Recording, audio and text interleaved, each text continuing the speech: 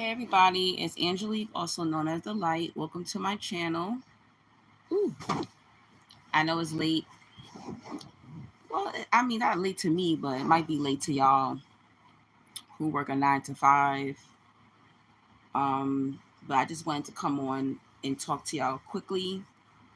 Quickly. Every time I say that, it doesn't end up being quickly, but I'll see who's up. I'll definitely see who's up. Um, I might need to use a different. Let me see if this is better. Oh, this might be better. You're always first. Hi, Paradigm. Y'all ignore my pimple. I end up getting a pimple. Ignore it, okay? I'm trying to fix this. I'm sorry, I'm moving this around too much. But I just wanted to come on here and give y'all like an update of how my birthday went, how Mercury retrograde is going, because it is, I am just blown away. I am so blown away. This birthday has been like really interesting. This has been a really interesting birthday so far. Interesting retrograde so far. I'm just smiling because I'm just like the last couple of days feel unreal to me. I didn't start the job yet. They haven't emailed me yet with my schedule. The job is for an event, and that event doesn't hasn't started yet. Actually, the event started today, or it starts tomorrow, but I think I'm probably going to start maybe like the 20 the 20 something. I already had asked HR, and she was like, you're probably not going to start to the 26th or 28th. So I think I have time. I need to get work pants, so that's a good thing. So I'm not even ready. I don't even have work pants yet, pretty much. So yeah, didn't start the job. I did my orientation, so but the job is going to be like a month, right? Pretty much. So um, hopefully it'll be all right. Um, I hope it goes smoothly. Hopefully I don't quit before the gig is up. That's what I'm like praying for, that there's like no issues going on or whatever the case is. Yeah, I already took off my birthday nails because this job doesn't want me to have like tips on.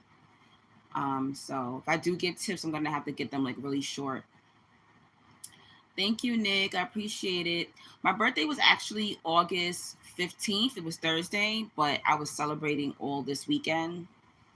I didn't go anywhere Sunday today because I woke up to Mother Nature.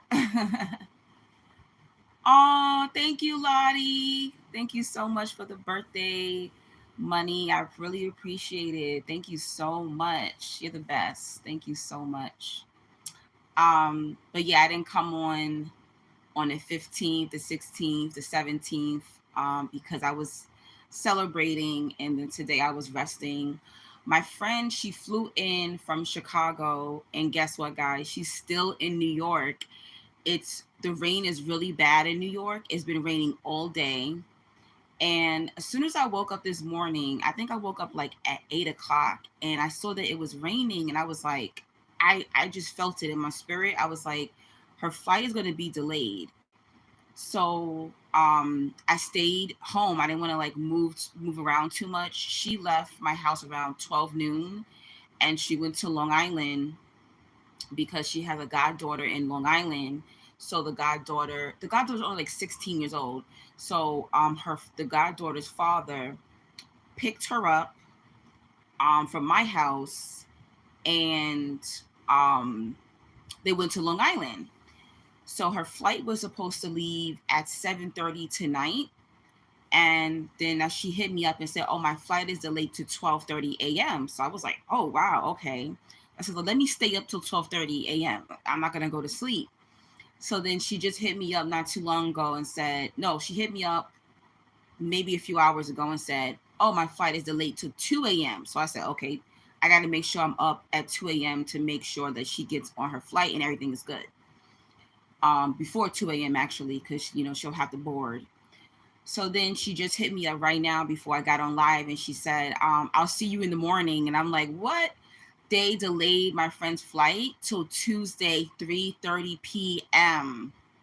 And she was supposed to be at work tomorrow, but she's not going to work, so she's stuck in New York.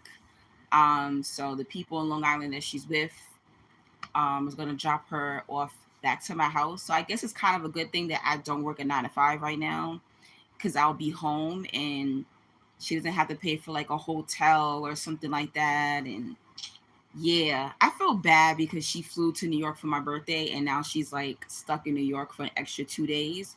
But everything happens for a reason, you know?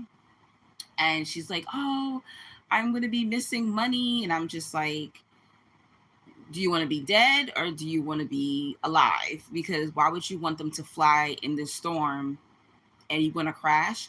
Did y'all hear about the plane that crashed in Brazil? There was a group of people who they went to the wrong gate, so they missed that flight in Brazil, and that plane crashed and everyone on the flight died. And there's a group of people who are like in total shock now because they survived. They never made that flight. God made sure a particular group of people didn't make that flight. And when she's talking, I'm like, "Girl, just be happy your flight is delayed. It's for a reason, you know?" Paradigm says, "I'm trying to escape the 9 to 5 trap." Yup, exactly. I can hear my inner dialogue gradually. Yeah, I don't like to work a 9 to 5, but you know, you just got to sometimes. Unfortunately, you got to like go in and out the matrix until, your calling balances out and paying the bills that are required in the matrix, unfortunately. And trust me, I hate working a 9 to 5. It's like a soul torture. Lottie says, "That's really good. You are there, Angelique, to meet her and settle her at your house for a few days." Yeah, yeah, yeah. I feel bad. I feel bad because she flew here to spend time with me on my birthday.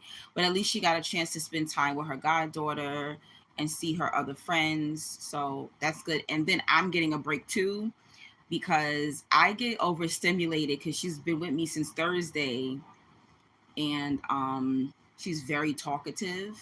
So I'm kind of quiet. I'm so used to being alone, like having somebody. Like I had to share my bed with her because I didn't get an air mattress. But I think tomorrow I'm gonna try to buy an air mattress. I might buy an air mattress tomorrow at Target because I'm not used to like sharing my bed, sharing my bathroom, sharing all my food, sharing all my liquor, sharing all my, like I'm not used to having company. But at the same time, it was really good to like be around somebody and not be alone. And I had a great birthday. I really did. Oh, thank you, boss. Thank you for subscribing to my channel. Hey, handsome rude boy. You heard about that plane crash, right? That's crazy. NA says, "How are you feeling on this full moon? The energy." I feel good. But the last couple of days have been unreal to me. I'm really like, the more we're living in these times, I really am 100% sure that this is a simulation. This does not feel real at all. Like this is a simulation. Um which is crazy. But yeah, as far as my birthday, everything, I didn't do everything I wanted to. Um but I did still have a good birthday. I wanted to go to the spa. I wanted to get a massage. That didn't happen, but that's fine. The main things, the main thing was I wanted my friend to come to New York, and she did. She came to New York. I really wanted to go to that rooftop restaurant. You'll see the photos in the, if you follow me on Instagram, you've probably seen the photos already, or um If you go to the community section, you'll see some photos from my birthday if you're nosy like that, if you want to see it. I don't know. Basically, what made you make your profile name African American? That's interesting. Thank you for the birthday love. Thank you so much. Um but now, what I will say, I got good news and I got bad news. So what this birthday taught me too, um so 2025 will make 10 years. Thank you, Dominique, for the birthday love. It looked nice, Lottie, right? Thank you. I picked the perfect place. Both of the places were very nice that I went to. Um, what I realized, so 2025 will make 10 years that I've been on YouTube, right? And I've been on TikTok for 2 years, right? So what I want to say is, for me, how I feel is this is like a lesson, this is retrograde, full moon energy, and it's all about paying attention to the signs, reflecting, right? And I know people are saying, don't talk. A lot of spiritualists are saying, don't talk during this time. You might say the wrong thing. You might blurt out something you shouldn't have. But I don't think I'm gonna say anything crazy. But so being that 10 years next year I have been on YouTube, right? And if you do look at my subs, I have 6,200 subs, right? And for me, I'm so grateful. I am so grateful for those 6,200 subs, right? It took me forever to get up there. Thank you, goddess. Thank you so much. Thank you for the birthday love. Um, but I feel I've put in so much time, effort, wisdom, and I feel like I did my part. I really do. I feel like I really did my part. And I think I feel in 2025, I think I should like retire from YouTube. And I know that's gonna make a lot of people no, I said it before, and people like, no, just stay on YouTube, not that I won't post at all, but I probably will pop in, every couple of months or something like that, but not as a full-time content creator. Um, I'm not gonna continue. And it's because I feel when you keep putting all your energy into something and it's not producing, you shouldn't keep pouring into something that's not producing, basically. And that was something that I realized, like especially like for my birthday, I have 45,000 followers on TikTok. I have 6,200 subs on YouTube, right? And let's all calculate it together. About 6 people sent me a birthday gift, a financial birthday gift. Now, I want you to think about that. That's over 50,000 people that watch my content, and only 6 people. And there's no offense to anyone here because I don't know what your financial situation is. But I want you to think about how that might make a content creator feel. They have over 50,000 people watching their content, consuming their content, you know, people requesting videos from me, or even, booking phone sessions with me. Thank you so much to everyone who does book phone sessions with me. When you have thousands of people watching you, and like your birthday comes up, and not and you're like you only got like $100 in birthday donations, that makes you think. And you watch other content creators who are talking about like bubble gums and boogers, and they're making thousands, they're making six figures, they're able to pay their bills, live off that money. And I've been in the game for 10 long years. So that's a lot, that says a lot. And so I don't in life, as you get older, you know, insanity is doing the same thing over and over again and expecting a different result, right? 10 years, I think I put in enough energy, and I put up enough videos that people can watch for years and years and years. And, my duty is that I want people to grow spiritually. I want people to do their work, do the healing work. And I feel like I have enough content that can last a lifetime, pretty much. So, yeah. Um, so basically, enjoy the next couple of months, because when January 2025 hits, you will not be seeing me as much on YouTube. Um, because I can't keep pouring into a platform that doesn't pour back into me, you know? And it can't always just be spiritual. It has to be financial too at this point, you know? Would you say, Lottie, it doesn't make sense how some people uh get get clicks for hardly any effort or content. I will never understand it, but at the same time, we live in this, matrix. We live in this real world. I'm very sure if I was on here showing ass, showing titties, acting ignorant, not putting out content that is of light, I'm sure I would make a whole lot of money. I'm sure if I was on a dark web doing something strange for a little change, I would be making a lot of money. You know what I'm saying? I'm still gonna like take clients for phone sessions. But as far as pumping content out, your girl can't do it no more. I can't do it no more, guys.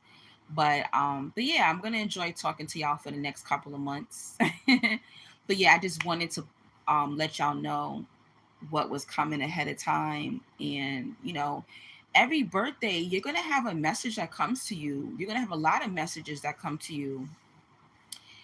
And on top of that, another thing that's happening, I'm noticing that I don't know what is it about last year and this year, a lot of people who I don't talk to are finding my YouTube, and that makes me very uncomfortable.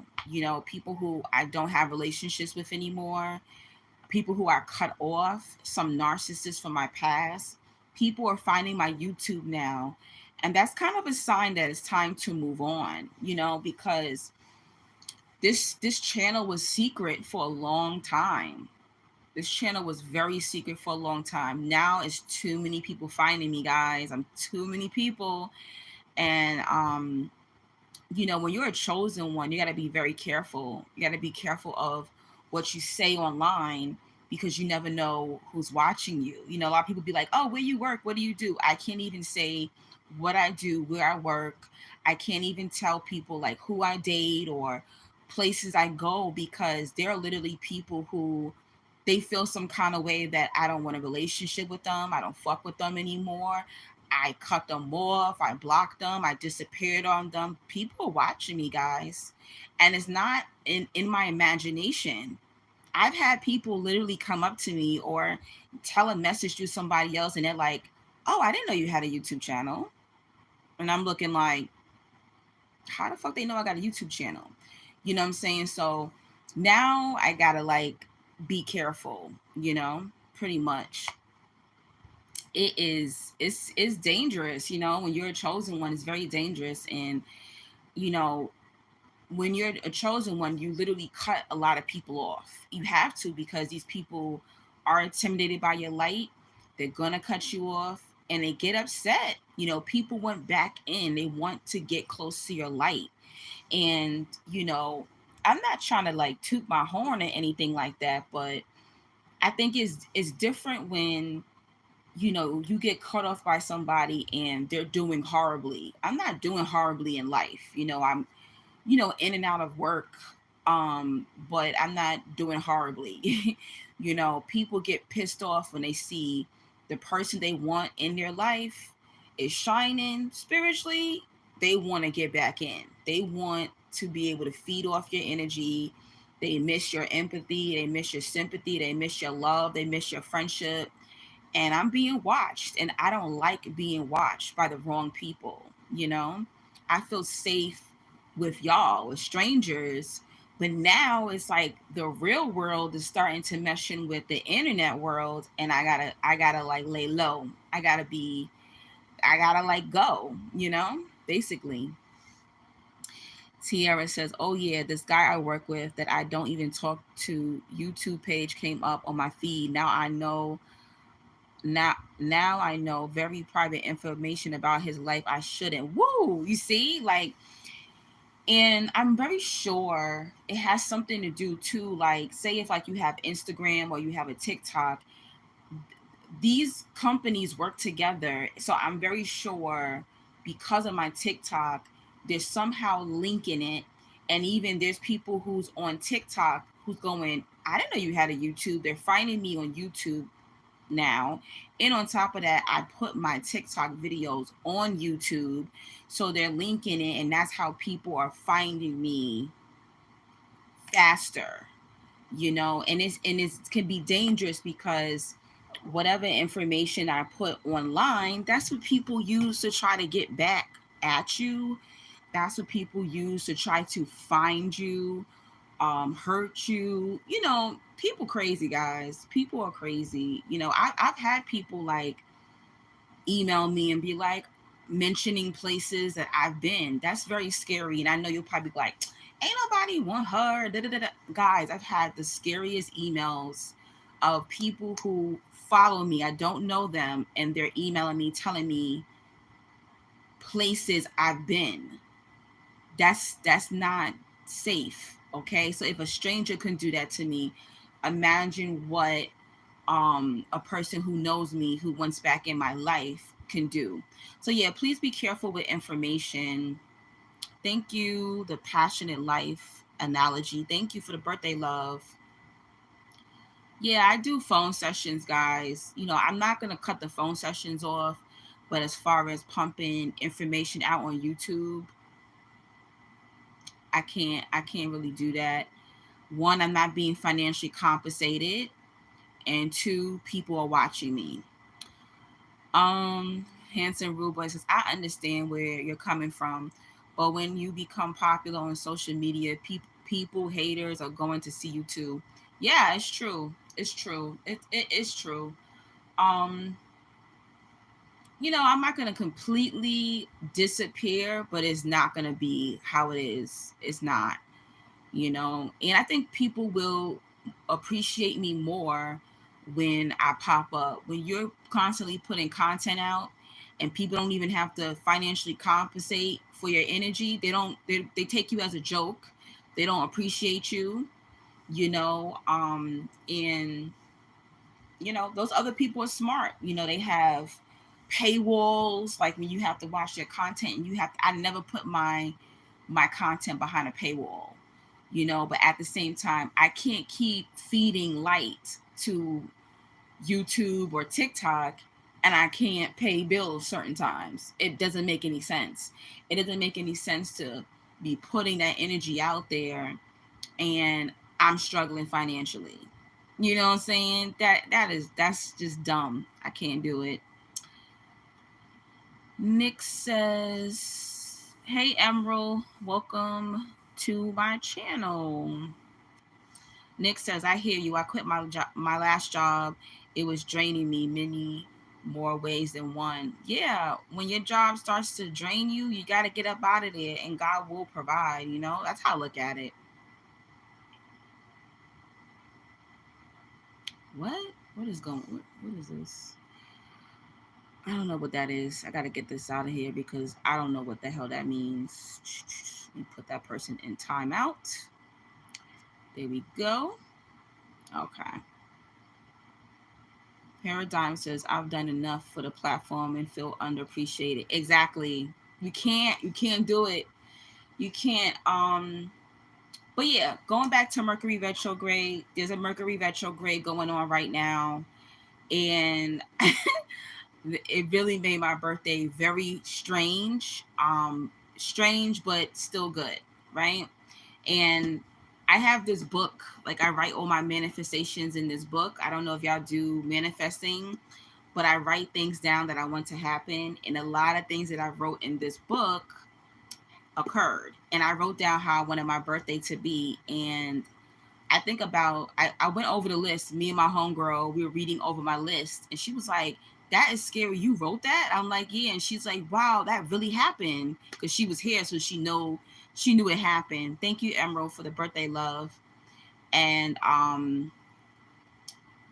it was scary because about 10 things that I wrote in this book happened for my birthday, right? Now, so what this is just crazy. So, some of y'all are new to my platform, so a lot of y'all don't know my business like that.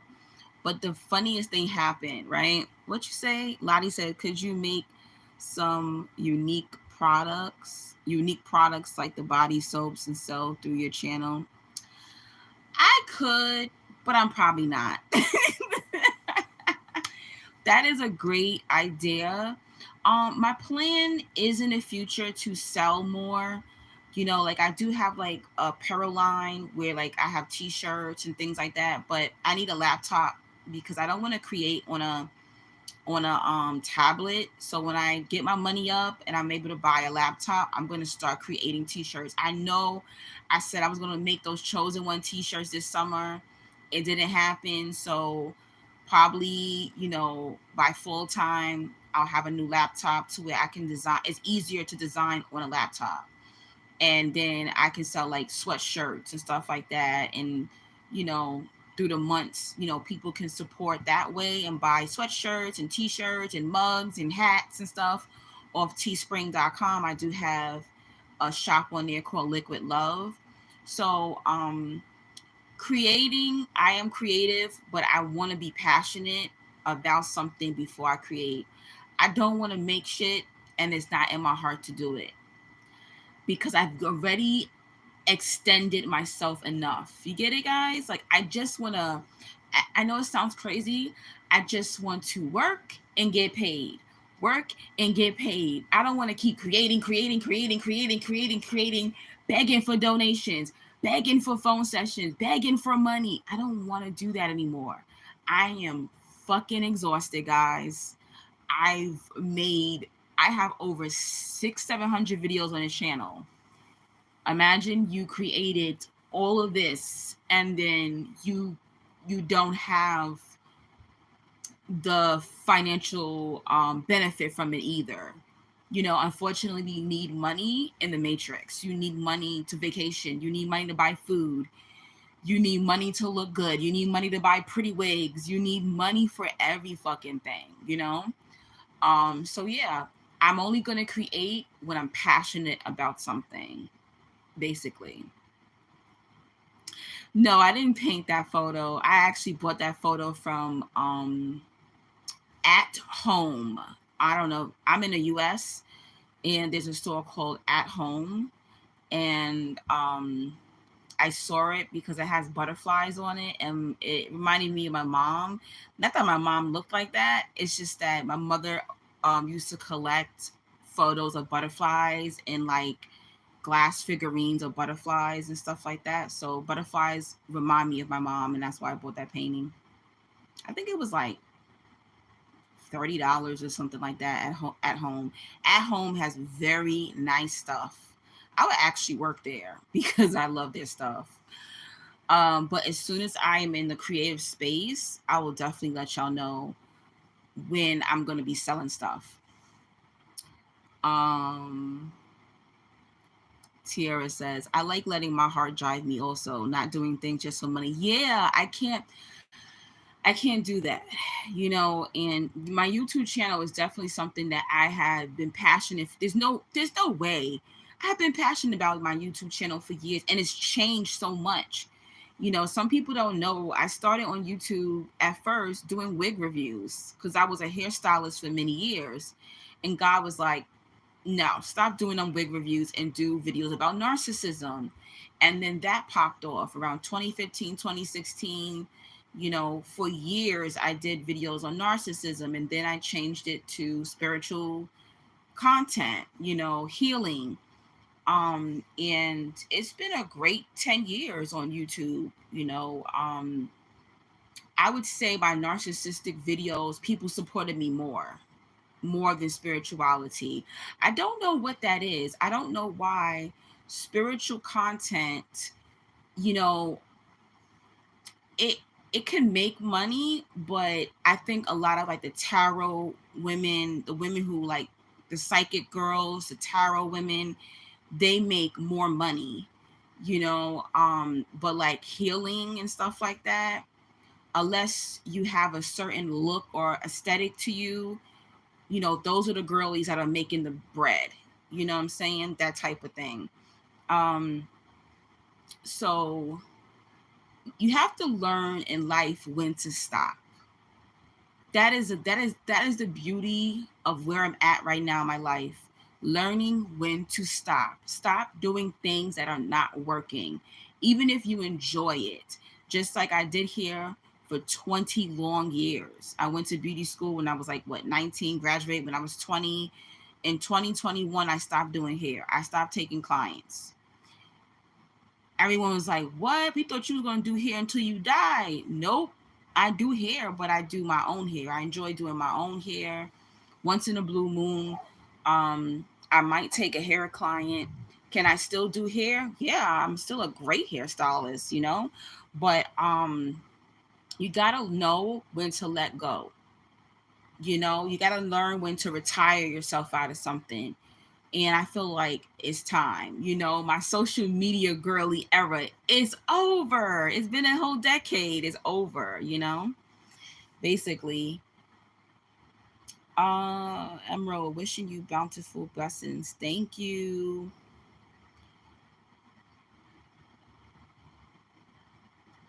Oh, you do know the store. Okay, great. Yes, definitely. So that's also a lesson too, and something I had to realize. It's sad, but you have to know everything's about timing, guys. You're not supposed to just do things. Everything's about timing, you know? Um, and I think that's the reason why things don't work all the time, because we're not doing it in the right timing. We're not doing it in the right energy. And that's why it doesn't work, And that's another thing when you're chosen, when you have so many different, talents, and everyone's like, oh, do this, do that, do that, maybe you should do that. And it's like, what God talked to you about. In your heart what you should be doing next, and just do that. And sometimes when you have multiple talents, people are going to be pulling you in different directions. And I don't think people are doing it in a malicious way. They really just see that you have so many different talents that they really want to see you do well, so they're telling you to do this and do that, but it might not be the season for you to be doing that particular thing. Sometimes you just need a season of being unemployed. Sometimes you need a season of figuring out who you are. Sometimes you need a season working a 9 to 5. Sometimes you need a season where you're just creating your own business. I'm not really sure where God's taking me next,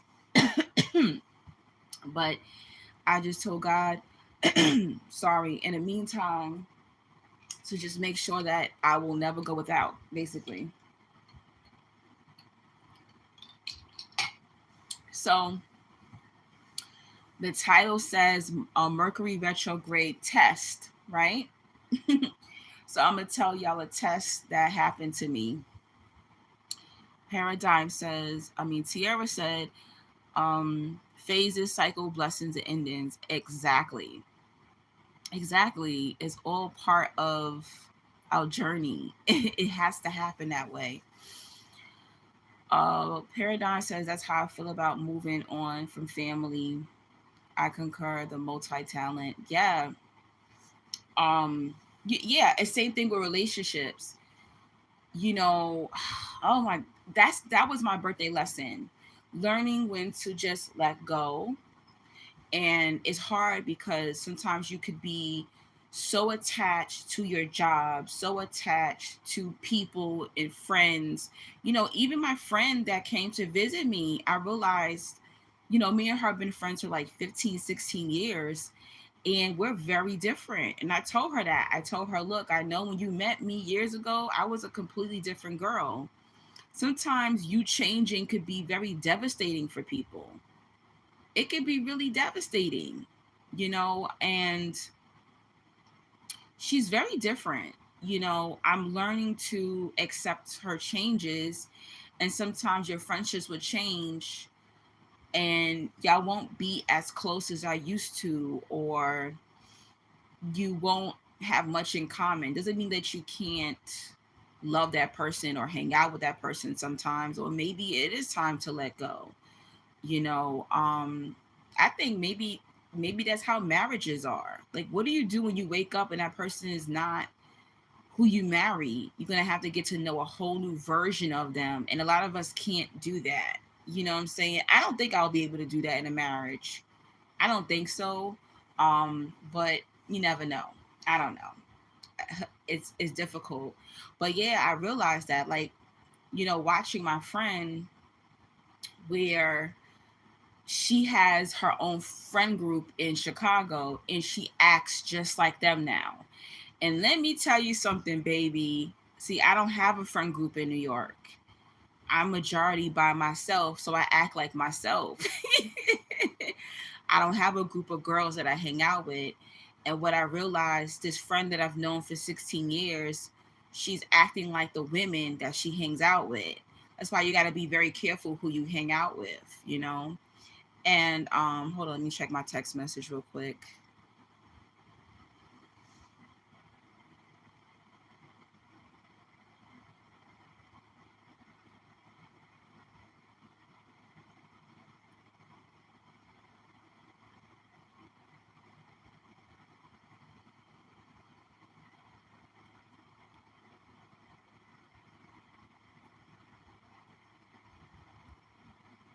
Okay, sorry, I had to text my friend back. Um, she said she's gonna stay in Long Island. I said, okay, whatever. And that's another thing. I don't think that she should stay in Long Island. But if that's what she wants to do, she can do that. Because where she's staying in Long Island, she's staying with a married couple. And I think married people are funny. People who men and women who live together, or couples who live together, you know, I think it's a lot of strange things be going on in their home, and I don't think she should stay there. But I'm gonna mind my business, and I'm just gonna allow her to tell me later on. But I was feeling like God was telling me to tell her, like, they should drop her off tomorrow to my house. But I'm not going to say nothing, because you know what? People have to learn their lessons on their own. But anyway, going back to what I was saying, what I realized, it was like, oh, having this friend where I noticed that she is acting just like the women that she's hanging out with in Chicago. And that's fine with her. If that's what she thinks is cool, cool. Like, she used to dress, let me give you an example. Like, she used to dress classy, sexy but classy.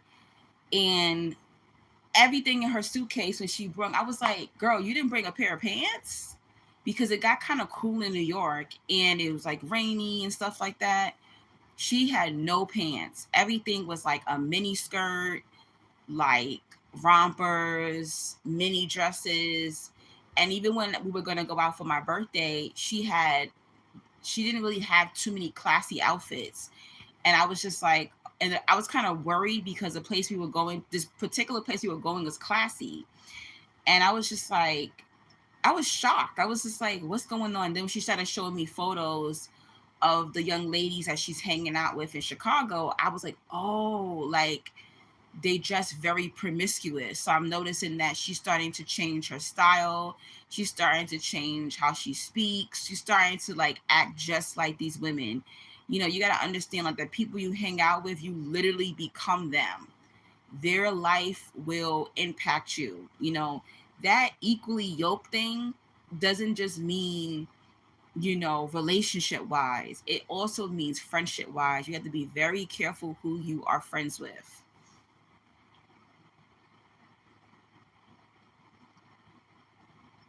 Thank you so much, Shari. Karen says, I wish I had found your channel years ago. Aw, thank you, Karen. So sweet. Emeraldine. Oh, and I just discovered you. I know. Everything happens for a reason, but there's plenty of content on this channel that y'all will sit there and listen. It will take you months to finish, I'm sure. But well wishes on your new journey. Your energy says you are a strong warrior, a survivor. Thank you so much. You will prosper. Thank you so, so much. But yeah, so that was something that during this time that I've been learning that, you gotta love people through their changes. You don't have to continue the relationship with them.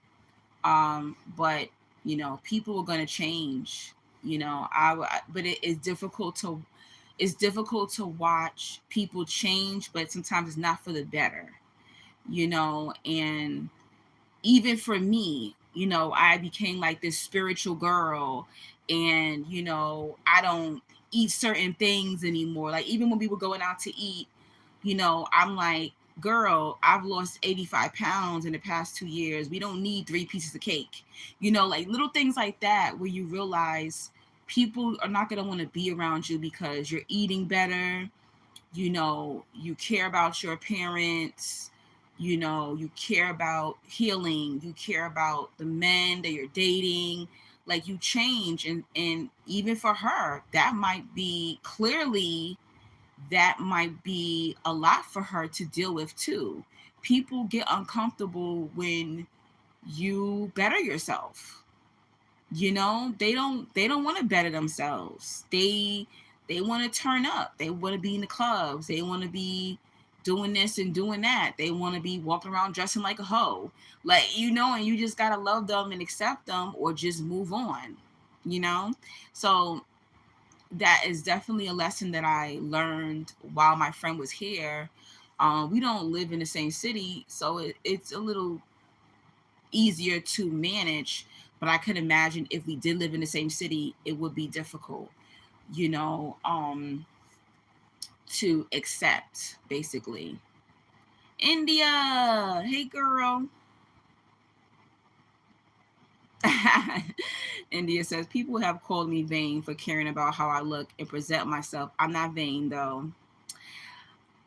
It's a Leo thing, I think. You just care about your appearance. There's nothing wrong with that. I think when you care about your appearance, it makes the people who don't care about their appearance, it makes them check themselves. So it makes them uncomfortable.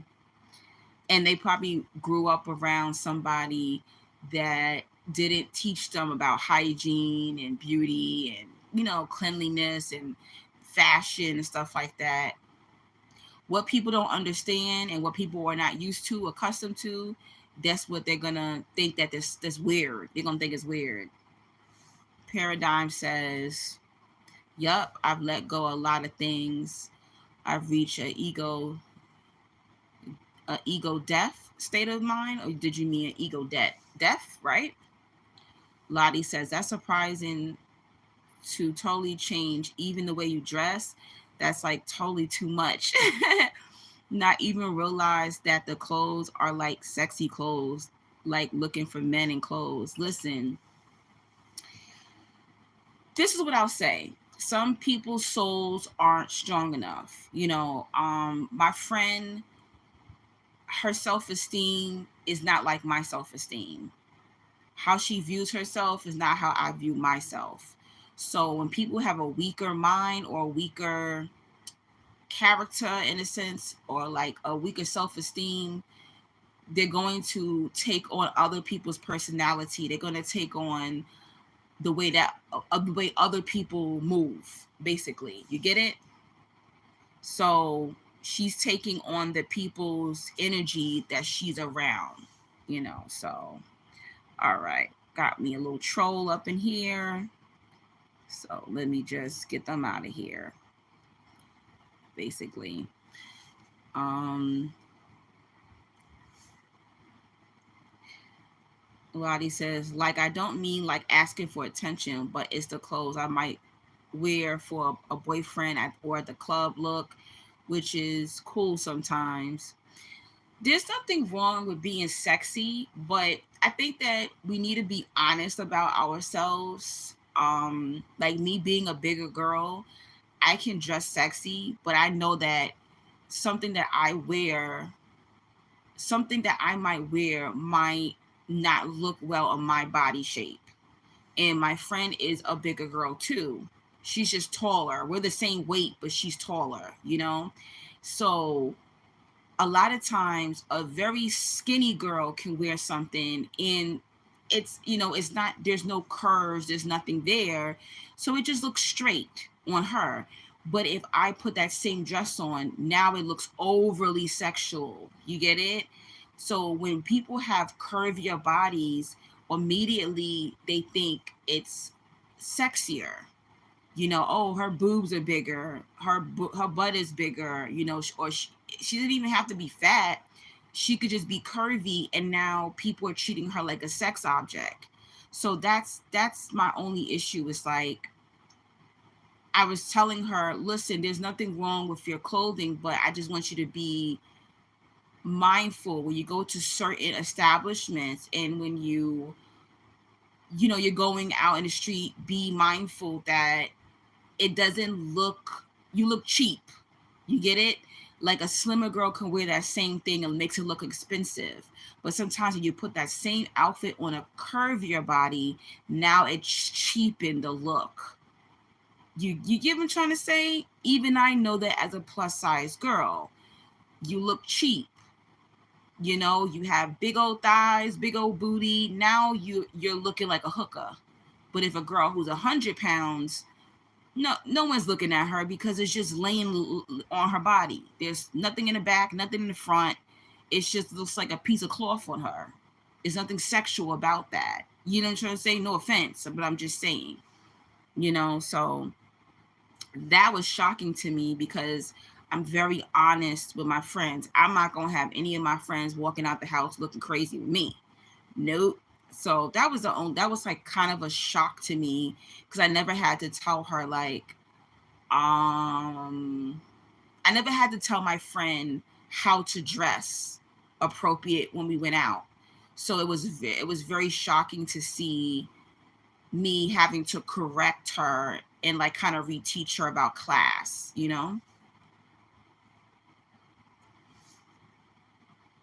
Lottie says fashion is a bit like art, and bodies are beautiful and all bodies need different fashion. Exactly.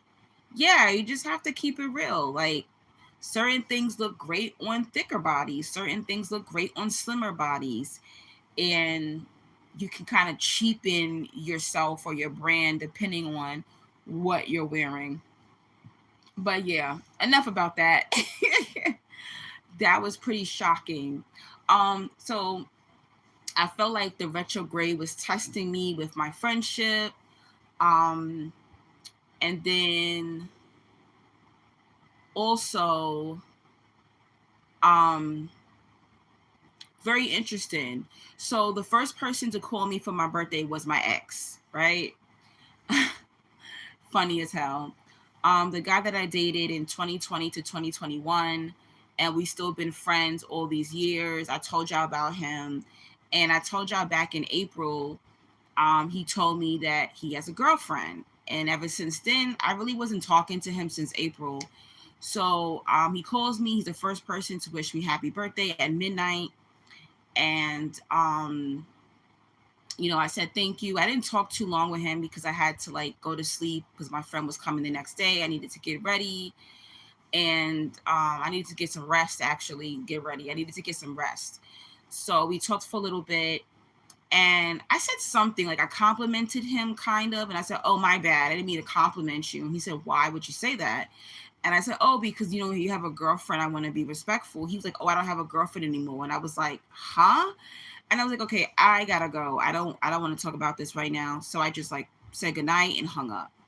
Um, so Friday, my ex calls me again. No, I actually, I think I called him. I called him because I needed money, right? Because clearly I'm not working right now.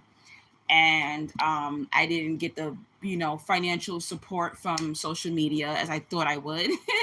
So I asked my ex. I was like, "Oh, can you send me some money and I'll give it back to you when I get my first paycheck?" And he said, "Yeah, of course, no problem. Don't worry about it. It's your birthday. What do you need?" So he gave me some money, and then he was actually shopping for like oils, like body oils and stuff like that. And I joked around, was like, "Oh, I want this oil," and he actually bought it for me.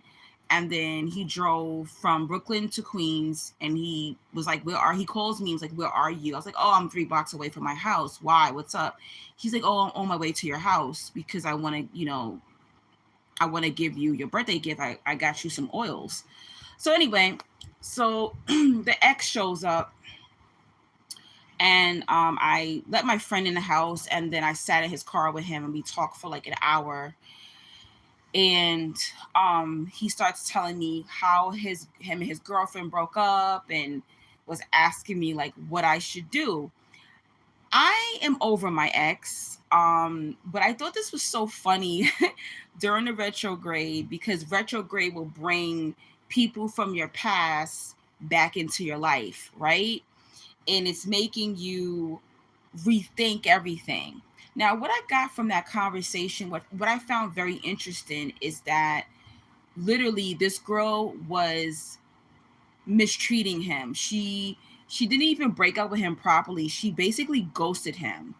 And he had to like show up at her house because she was like not answering his calls, right? So I'm just listening to this, and I was just like, wow, this is so interesting how you can love someone, you wanted them to give you a certain kind of relationship, but they didn't want to give you that relationship. And that's what occurred with him and I. And but now he's chasing down this girl who doesn't love him, who doesn't want to be with him.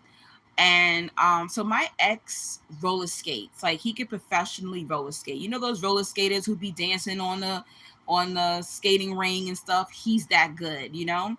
And I can rollerblade. I can't use roller skates, but I can rollerblade. And I remember when we first started dating, he was like, "Oh, can you skate?" I was like, "I could rollerblade." And after that, he never mentioned it again. You know what he told me? This is something I want y'all to listen to, especially you ladies. When a man is really into you, he's going to invest in you. So this girl that he's chasing that does not want him, right? He paid. She didn't even know how to skate. I know how to skate, right? But he didn't want to invest in me. He didn't want to share that moment with me when we were together. She didn't even know how to skate at all. He paid for skating lessons for this girl, hundreds of dollars, so he can teach her how to skate so that they can skate together. All right. I want you to listen to the story that I'm telling you, right? And I was just sitting there, I'm just smiling, looking at him, and I'm listening to this story, and I'm just like, wow, it is very true. People will use you as a placeholder, and people will do certain things for the man or woman they really want to be with, right?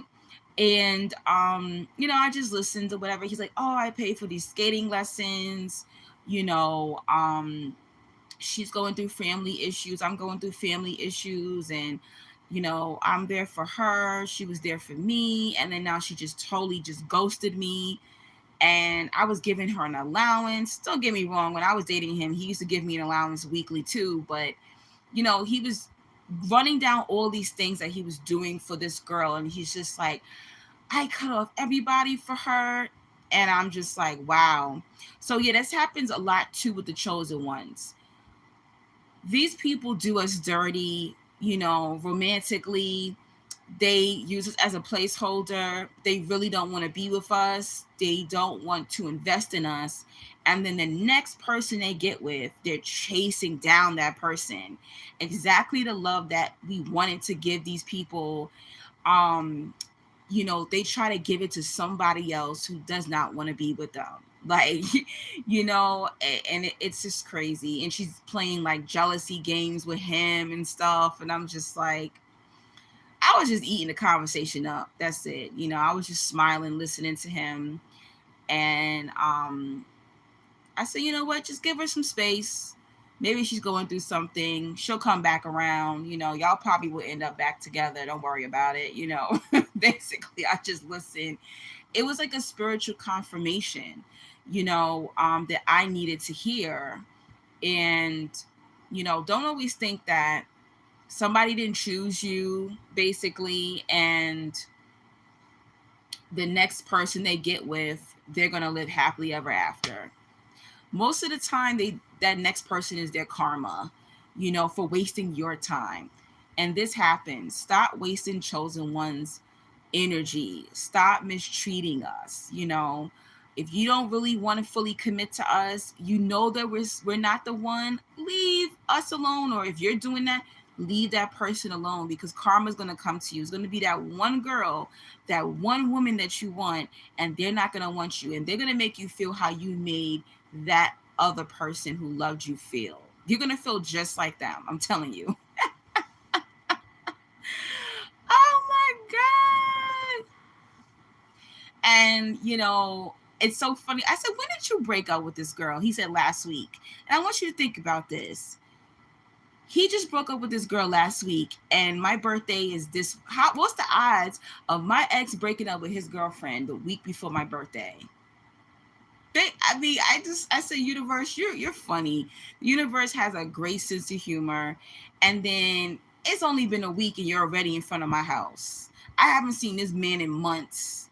As soon as you break up with this girl, he's like, fuck it. And he's in front of my house, gave me money, gave me gifts and stuff. And, I don't know. He was looking at me like in a flirty way. But I didn't like kiss him or anything like that. I kissed him on the cheek. He was like trying to rub my feet in the car and stuff. I was like, boy, get off my feet. Anytime he tried to touch me, I was just like, don't touch me, that type of thing. Because, they'll try to backtrack. They'll try to backtrack pretty much. So be careful, guys. I love him, but I love him as a friend. I feel he's emotionally too immature for me. And then the girl that he wants, she's emotionally immature, basically. Because what grown woman, like, ghosts a man, then you see him at the skating rink, and then you only talk to him because you see him skating with other women? Like, I'm like, what are y'all in high school? Like, how old is this girl? I said, this girl must be in her 20s. He's in his 30s. My ex is 35. Whatever. I always attract younger men. I'm 41. My ex is 35. So I'm just like, this girl's got to be in her 20s. There's no way that this woman is in her 30s or her 40s, because who does that? Like, the fuck is this, high school? And, and I said, oh, now you know how it feels to be with like an emotionally immature girl, And that's the same type of thing. He didn't ghost me when we were dating, but, I broke up with him because at one point, well, this is what I felt. At one point, I thought I was pregnant, and I feel like if I'm going to be pregnant, you need to marry me, right? And that was something that he said, I don't want to marry you. So I said, okay, then we're not going to be together, because you're not going to make me a single mom. And then also he has narcissistic women in his house. In his family. And his mom's a narcissist, his sister's a narcissist. And that worried me. And I asked him to go to therapy. And he said he didn't want to go to therapy. So I said, well, one, you don't want to get married. You don't want to marry me. You probably want to get married, but you don't want to marry me. And then two, you have narcissists in your family and you won't get therapy. Then there's nothing to, do here. So let's break up. And that's how we broke up, pretty much. But yeah, that was such a crazy... That was just crazy. I was just like, universe, what are you doing? That's why I said, like, for me, God always shows me the revenge. God always shows me the karma. Always. and I'm not like happy because I think he's a really good guy and I hope he does end up with a good woman. But sometimes you gotta let people go be with their type. His type is not a healed woman. I'm a healed woman.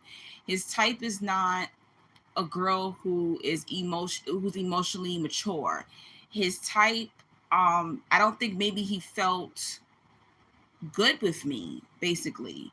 You know, maybe he wants someone to save. He wants to play the cat and mouse game. That's not me. I'm letting you know, like, yo, I love you. I want to be with you. Let's do this. Let's get married. Let's have children. Let's build a life. Let's build business. Like, I'm that kind of woman. I'm not playing these little emotional games with you. But that's not what he wants if he's chasing a 20-something-year-old girl who doesn't even know what the fuck she wants. So don't fall for this, guys. During retrograde, ex-lovers are going to be popping up and pulling on your heartstrings or testing you to see how you feel. And sometimes you do have to be in front of somebody to find out how you feel. So what I learned from this is I do love him. I just don't love him in a romantic way. Like, if I'm gonna be real with you, if I had a kid with another man, I would actually make him the godfather of my child. That's the type of love that I have for him. I have a lot of respect for him. I like him as a friend. But I think that universe was just showing me it wasn't you, it was him. He is not used to being with a healed woman. He's used to being with an unhealed woman and chasing and having to fight to make someone love him. It was too easy with me. It was no games with me, basically. It wasn't a challenge for him. His self-esteem is probably so low that he wants to try to force someone to love him, pretty much. And clearly he does love me. Like, no man's gonna be sitting here buying you gifts, giving you money whenever you need it, doing favors for you, but not to be in a relationship, pretty much. That's how I look at it. Um, hey, Miss Denise, how are you? I'm sorry, I was yapping. Oh, India says I've been through similar things, men being cheap with me, but expensive with women they like. Yup, exactly. That's exactly what people are gonna do. They'll spend money, they'll invest their heart, they'll take people out on dates, they'll buy gifts, they'll take them on vacations. I'm telling you, and this isn't just with lovers, guys. This isn't just with lovers, guys. This is also, thank you for the $5, Victors. Appreciate it. This isn't just with lovers, guys. This is with friends too. Okay? How people treat you is how they feel for you. How people treat you is how they feel for you. Okay? Straight up like that. Oh, yeah, yeah, yeah. Before I continue, I want to say thank you to Renee. I want to say thank you to Magic. I want to say thank you to Ryan. I want to say thank you to Emily. I want to say thank you to Paula. And I want to say thank you to Jamila. Thank you so much. Those were the people that sent me a birthday blessing. Thank you so much. I really appreciate it. And I know India gave me a donation last week as well. Thank you so, so much. Those were the people out of the 55,000 people that follow me between this channel and TikTok that gave me a birthday gift. Let that sink in, okay? I made sure I wrote down their names. Thank you so much, all right? I really appreciate you guys. And because you blessed me on my birthday, you will get that back plus tenfold. Thank you so much. Uh, Lottie says, yeah, like a test drive. You know what I think? I think people know when you are too much for them, and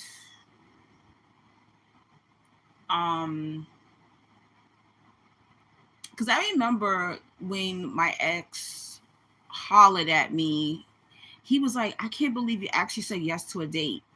So that's a red flag. Whenever someone feels like they can't even get you, that means they have low self-esteem. That means that they know that you're out of their league, right? And I think emotionally and spiritually, I was out of his league, because now he's chasing someone who doesn't even love him. So he is loving and dating on the level of his self-esteem. And I remember him telling me one of the best things about me was my self-esteem. He loved my confidence because he doesn't have that type of confidence. So sometimes people will test you out just to see if they can get you, but when they get you, they don't even know what to do with you. I don't think he knows what to do with me. Some men don't know how to lead a certain kind of woman. They know how to lead a weak woman. They know how to lead a woman that is lost. They know how to lead a bum bitch woman, but they don't know how to lead a goddess. They don't know how to lead a queen. They don't know how to lead an independent woman. They don't know how to lead an intelligent woman, and that's something that you need to really consider, think about. And the same thing goes for like some women don't know what to do with. I don't like to use the word good men. I don't think good men and good women exist. I think that's just some made up term. I think everybody has flaws, but I'll say genuine. I'll say that. I don't think sometimes some women don't know what to do with a genuine man. She's used to being abused, she's used to being cheated on. She doesn't know what to do with a certain man with a certain value. So it goes both ways too. But you're going to be tested up until the end of August. A lot of people from your past is going to be coming back. You're going to also learn, how you feel. Like, I never seen my ex. I haven't seen him in months. Sometimes you have to see somebody to know how you truly feel, you know? And I didn't feel those butterflies. I didn't feel that little twinkle. I didn't feel horny or anything like that. I think he's still very handsome, but I just didn't feel any of that. It's just really this pure, genuine love for him. And I really, really hope that he leaves that young lady alone and he finds a woman who's really into him. But I don't think she's me. I don't think she's me. I want someone who knows immediately. Yep, Angelique. That's it. That's wife. That's my wifey right there. And that's how it was years ago when the first guy that proposed to me. I remember the look he gave me. He gave me this look like, and I'm telling you, in 3 months he proposed. He went to my mom, was like, I want to marry your daughter. She's my wife. I want that. If I don't have that, I don't want you at all. I need a man who knows immediately who the fuck I am. Y'all need a woman immediately, or whatever y'all are into. Y'all need that person to know as soon as they see your soul, as soon as they're in your energy, they know your worth. They recognize you. That's what you need. You don't need somebody taking years trying to figure out if you're the one. If they got to take years to figure out, you're not the one. If they're like tiptoeing on dates, they're tiptoeing on talking to you or texting you, spending time with you, they're not into you. You're their placeholder. You're their, I don't know, cum dumpster, like you're not the one. And that's okay if you want to have fun and be their, time waster and all that, do you. But for me, it ain't even worth it, basically. The only thing I can say is at least I got money from my ex. and still can get money and favors and stuff like that, but I really do enjoy his friendship at least. But some of y'all just be giving your body up and time up and energy up, and y'all don't even get anything from these men, which is insane to me. Nah, I'm good. I'll just keep my legs closed. It makes no sense.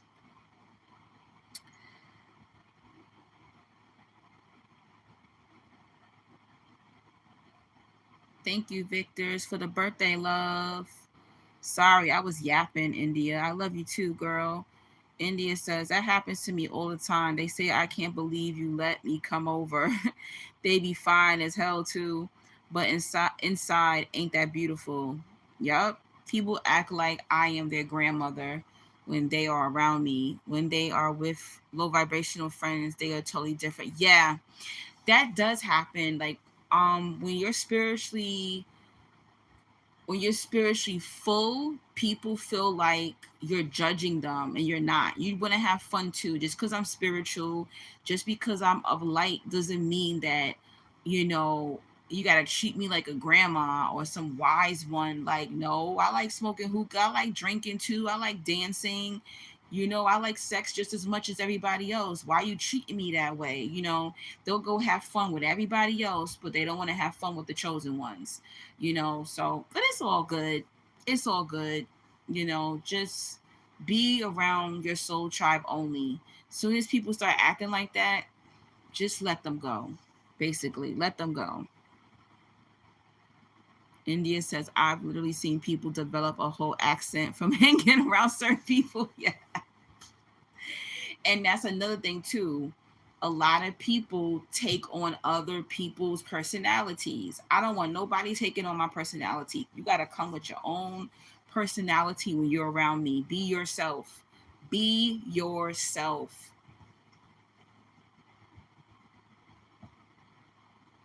Yeah. Kevin says, a lot of us survivors often cave into the people pleasing complex and think we need to keep on giving. When people are abusing us or treating us badly, let them go is the best measure. Yep. Yep. Actually have a people pleasing video on my channel. Yeah, I definitely should check that out.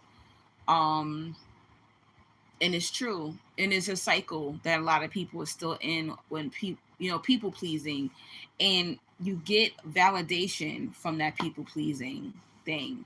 And I think my ex is, he's still in that thing as well, that cycle as well, because having a narcissistic mom, having a narcissistic sister.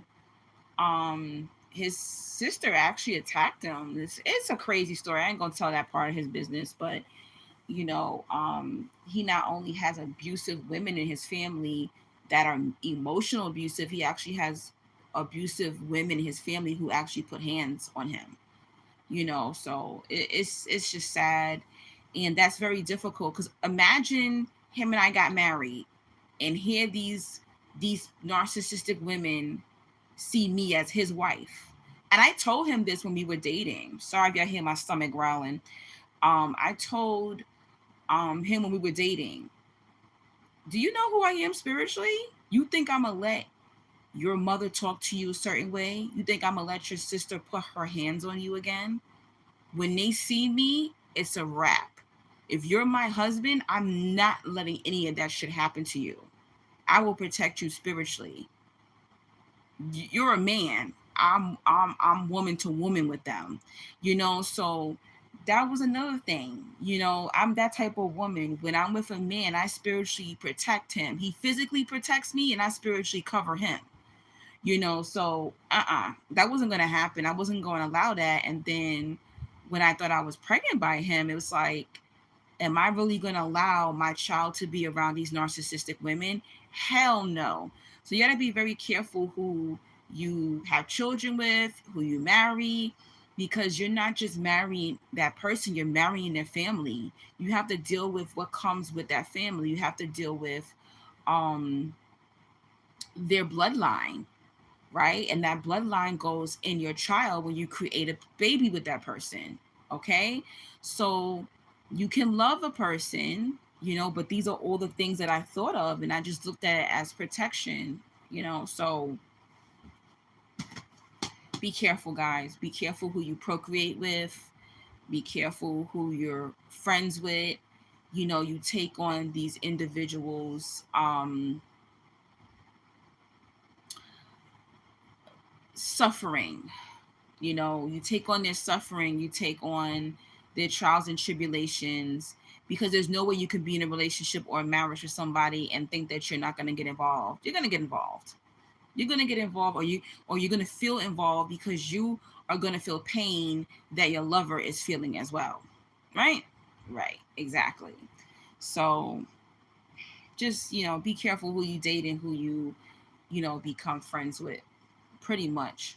So that was one interesting thing that happened to me. Another thing that you can't make this up. So Saturday, my friend and I, we were gonna go to the park, but then it started to rain, and then we got. This is what's crazy. The universe is so crazy, guys. Wait till you hear this story, right? Oh yeah, I've been talking for an hour and 15 minutes. If anybody wants to send me a donation, my cash app is $the light 777. My Zelle and PayPal is Neo Angie 3000 at yahoo.com. Okay. What was I about to say? Yeah. So Saturday, this retrograde ain't playing with me, okay? It's like, okay, girl, you passed the test on Friday. Let's see if you're gonna pass this test on Saturday. I got another one for you, okay? But anyway, so we got derailed. So we were supposed to go into Manhattan, but then it started to rain while we were on the train going into Manhattan. So I said, hey, let's just stay in Queens. If it stops raining, maybe we'll go into Manhattan later. And she said, okay, no problem. So we stopped in Queens. She went into a boutique. She bought a dress. She got me some sunglasses. Like, we were just doing our little girly thing and we were happy, right? And then I got on the wrong side. Actually, no. First, I got on the right side to take the train to where we wanted to go eat. So she said she wanted seafood, and I said, okay, I know a restaurant, so let's take the train there. So I'm waiting on the right side, but then something in me said, you're on the wrong side. And I was like, I'm on the wrong side? Okay. So I went to the Manhattan side of the train. And then when I walked into the train that came on the Manhattan side, I said, oh shit, we're on the wrong train. And then I literally had to push the doors open. Why the door like literally almost took my pinky toe off. I was so pissed. It was killing me. Thank God the train door didn't break my damn pinky toe. So whatever. So we're running up the steps to go back to the Queen side to catch another train. Hi SK. Oh, thank you. In India, India, it's your birthday too. You didn't have to send me no donation. Thank you so much, love. Oh my gosh. You drive me crazy. You know that?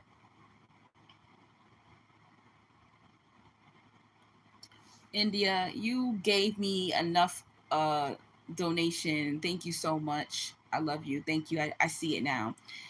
So, um, what was I saying? Okay, going back to what I was saying. So we run over to the Queen side of the train, and then we wait for a little bit, and then finally the train comes. So I look in the car to see was it the correct stop that was going to be in that train, and I look and I see, okay, great, yes, the stop we need to get to, this is the correct train. So she goes, dang, that was weird. All that time before, we was really on the right side. I said, I know, I don't know what it was, but it was something in me that told me that I was on the wrong side. And she doesn't know because she doesn't live in New York City anymore, and she doesn't know anywhere in New York. It's like she's just went retarded ever since she left New York City. So we get on the train and we're just talking. We're standing up and we're talking, and something says, turn to your left. Guys, he said, don't tell me what to do. I'm so sorry. Okay, I won't tell you what to do, India. You can spend your hard-earned money on whatever you want. You right. My bad. So something tells me to turn to my left. Guys, why would I turn to my left? Guess who I see standing there?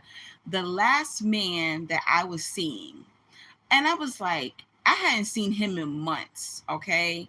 So this guy and I were seeing each other for months last year, right? He's the last guy that I have kissed. Well, is he? No, second to last. But he's the last guy I have been intimate with and was like seeing and was like getting serious with, have been close with, right? And ever since him I've been abstinent. Like, I just completely just, chilled out spiritually. And I just turned and I looked, and at first I was like, that can't be him, because I was in total shock. I was just like, I have never bumped into him all these months. I have never bumped into him, even though me and him both live in Queens. I have never bumped into him in public. And I just like, in my head, and my friend is looking at me and she's like, what's wrong? And I'm like, there's somebody on this train. And she said, what? I said, yeah. His name, he's a Libra. So I don't call him by his first name. I call him Libra, right? Or I nicknamed him Coconut because he's West Indian. I know it's terrible. But anyway, so I either call him Coconut or I call him Libra. So I said, Libra's on this train. And she was like, no. I said, yes. She's like, do you think that's the reason why we got on the wrong side? And I said, I don't want to think about it, girl. Stop. She's like, are you going to go say something to him? And she's like, where is he? I'm like, he's over there. And she's like, oh, that's him? And she's looking like, damn, he look good. She's like, he didn't look like that in the picture. I'm like, men always look ugly in pictures, like whatever. So anyway, 3 stops are going by, and I really was going to leave him alone, but the stop was coming up. So he moved from one side of the train car to where the doors were going to open up to let us out on the train. So I said, I'll be right back. But she's nosy, so she follows behind me. So I just like, he's pretty tall. He's like 6'5". So I kind of just walk behind him and then like tap him. I think he saw me, but he was trying to like avoid me. I'm going to be real with you. I think he did see me, because when I touched his back, somebody touches your back on a train, we're in New York, you already know you're going to be ready to fight, okay? But he turned and looked, and he just like gave me this look, like he smiled. I was like, yeah, he must have saw me, was trying to avoid me, right? But anyway, we gave each other a little side hug, and I was like, hey, how you doing? He was like, I'm doing all right. How you doing? And, we just talked until our stop came. And I said, oh, where you going? He said, I'm going to work. And he works in a restaurant not too far from a restaurant that I was going to. So he was like, yeah, I just got back to work. A lot is going on. Guys, I'm gonna be real with you. He did not look good. Like he's still a handsome man, but he looked completely different. His beard was like, he looked like he had not shaved in months. His beard was huge. He looked like he gained about 30 pounds. He looked completely different. You know what I'm saying? But my friend was like, oh, he looked good. He's fine as hell. Da, da, da, da. I was like, yeah, he's good looking, but he looks different to me, because I don't even know how he gained 30 pounds in just a few months, because I literally just saw him a few months ago. He spiritually, I looked in his eyes, I looked up at him, and he just looked broken. He looked sad. Like, I don't know what's going on in his life. I know he had got into a car accident a few months ago, and he never got any money from the accident. So, and he was like doing physical therapy, and things are going downhill in his life. So, yeah, he did not look the way I last saw him, or he did not look how he was looking when we were dealing together. And he was like, okay, well, I'll talk to you later. He did not want to walk with me or my friend, and I let him go. I did not bother him. He, walked up the steps. He kind of looked behind, and he looked at me, and he just kept walking. He just walked really fast, and he kept moving. And she was just like, whoa, that was so creepy. She was like, this is weird. Like, I got to meet 2 guys that were in your life. And I said, I know this looks weird. This never happened. I feel like it's only because of this retrograde energy that this was happening, basically. And again, I think that universe, God wanted me, us to see each other. I was concerned. I walked away feeling like concerned for him. Like his spirit looked broken. His spirit, it looked like he's going through a lot. And, he's a Libra, and he's very vain, right? So I think he was embarrassed of how he looked, that type of thing. And that's why I just let him go. Usually if We would see each other. Every time we would see each other, um, we would flirt and stuff like that. This time we didn't flirt. We didn't say anything like that to each other. It was just a pretty casual conversation, and that was it. He just looked really hurt and embarrassed. So I think I needed to see that too. Sometimes you were interested in someone, you really wanted to be with them. I was disappointed when it ended between him and I last year. I was very disappointed because we used to talk almost every day, and certain intimate things that we share with each other. um I never saw like it ending, basically. But I think I needed to see him. It's so crazy. Yeah, I think he saw me, but um I'm glad that I went and spoke to him, pretty much. But he's going through it, guys. He looks like, yeah, he does not look good at all. And I told that to my friend, and she was like, well, he looked fine to me. I was like, you're looking at him because he's a handsome guy, but I'm looking at him spiritually. I said, he didn't look like that the beginning of this year. When was the last time I saw him? The last time I saw him was, let me see. January, February, March. There you go. March. I saw him in March. And the last time I spoke to him was in April when I got back from Mexico, and he asked to see pictures from Mexico.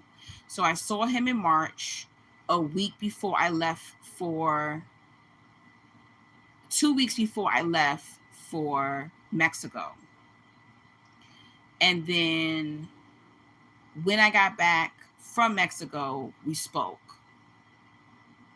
And I showed him pictures of me. So from March to August, what is that? March, April, May, June, July. So in 5 months, this guy has gained 50 pounds, not 50 pounds, 30 pounds, and looks like he's homeless. Like, what the hell? What is going on with him? You know? Thank you, Kels. Thank you for the birthday love. But I was like, damn, why does the universe want me to see my ex-lover so bad? Like, it really was a lot of clarity for me, basically. Again, sometimes people cannot be with you because they're going through things, and that is also a lesson that I had to learn this year, even with another lover from my past. Let me tell you something, guys. Do not chase anybody. There are things that people are keeping secret from you.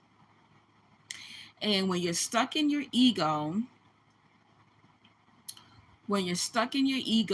you feel like the person is rejecting you because you're not enough. A lot of times people are rejecting you because you are enough, and they don't feel comfortable with you, right? I know we like to beat ourselves up.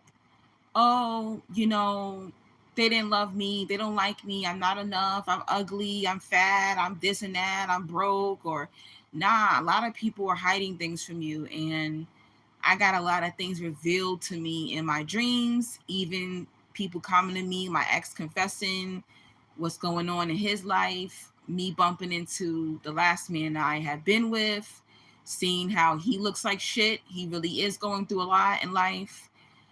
Which he told me about. He did tell me that. He was like, it's not that I don't want to fuck with you, is because I'm going through too much. That was like one of the last conversations I had with him. But don't chase people, because you do not know what people are hiding from you. People could be hiding their sexuality from you. That's happened to me in my life. People could be hiding STDs from you. People could be hiding whole families. People could be hiding, they a killer. People could be hiding they're doing illegal activities.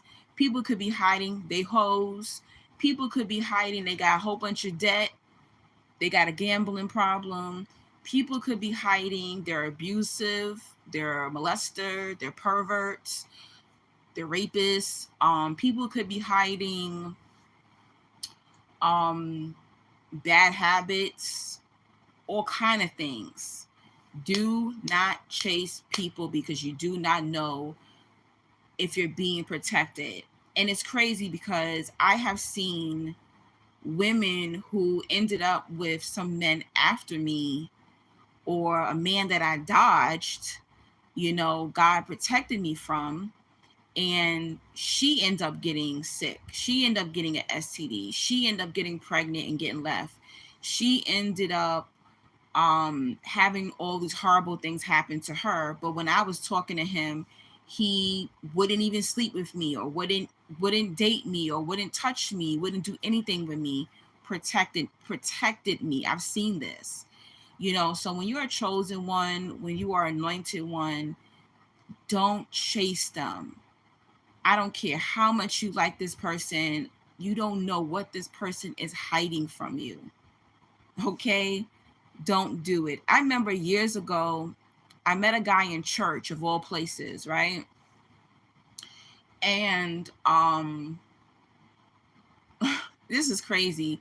Me and this guy were seeing each other for 6 months. All right, that's half of a year. I never slept with him though. He was taking me on dates. He was spending money on me. I met a group of his friends. We went to the same church. I had no idea all this time this man was engaged. This man turned out to be engaged.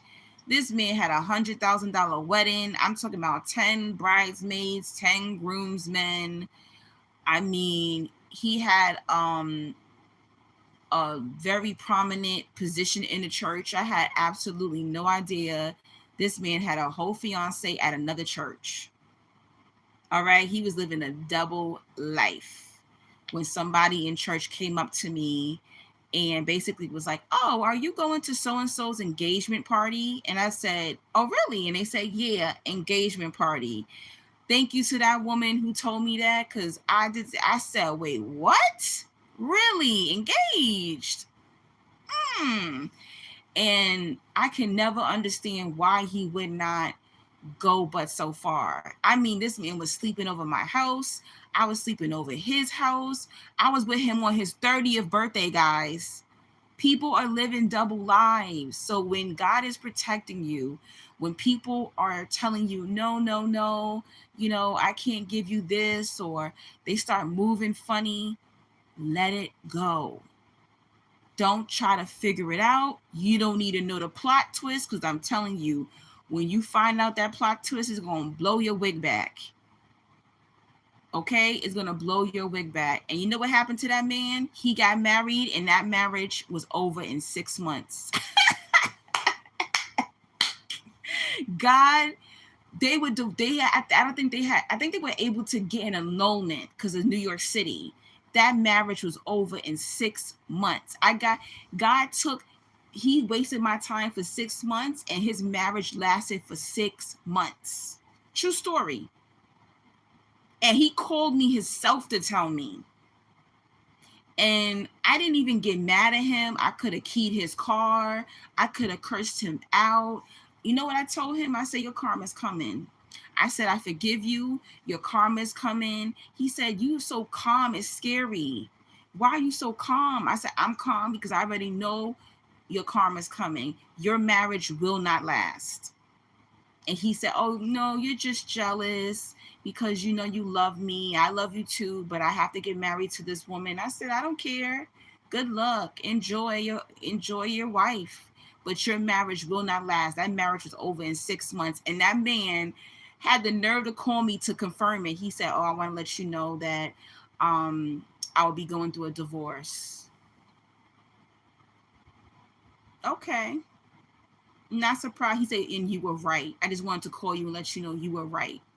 And of course, he tried to come back to me, and I said, "No, thank you. It's okay." He even popped up on me one day. I was performing poetry and he walked through the door of the lounge. Talking about, can I talk to you? I can't stop thinking about you. I said, no, that's okay. I'm good. I walked into his car and I said, don't you ever show up on me like that again. That's stalker moves. I don't like that. Don't do that. So I'm letting you know, guys, you never know what God is protecting you from. Do not chase people. Don't be in your ego.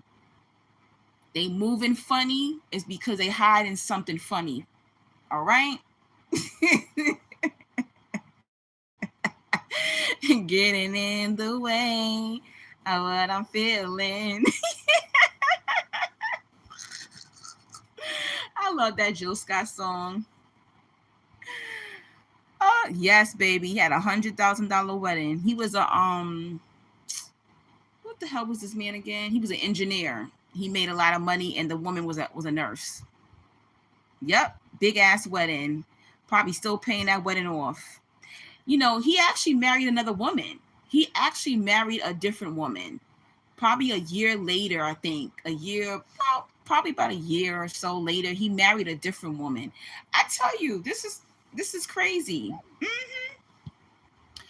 Probably married that woman, was still paying off the other wedding. He had a big ass wedding venue, a honeymoon in Jamaica. They had a big time wedding. 10 bridesmaids, 10 groomsmen, limos, venue, all of that.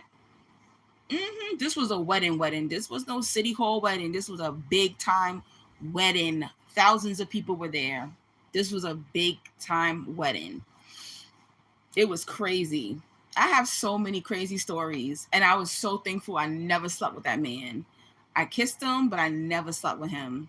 And he told me, he said there was always something that always told me that never sleep with you. I should never touch you. And it was God's protection. I'm telling you, when you are anointed, when you are a chosen one, God will whisper in that person's ear and say, don't you dare touch my child. Don't you dare touch my chosen one. I'll light your ass up. I'm telling you, I've seen it. I've seen women chase the same man that I just left alone, and they got burned. That man did them so dirty, left them single mothers, left them going insane, left them broke. All kind of stuff happened to these women from the men that I left alone. Don't chase nobody. Woo! I could keep going and going and going.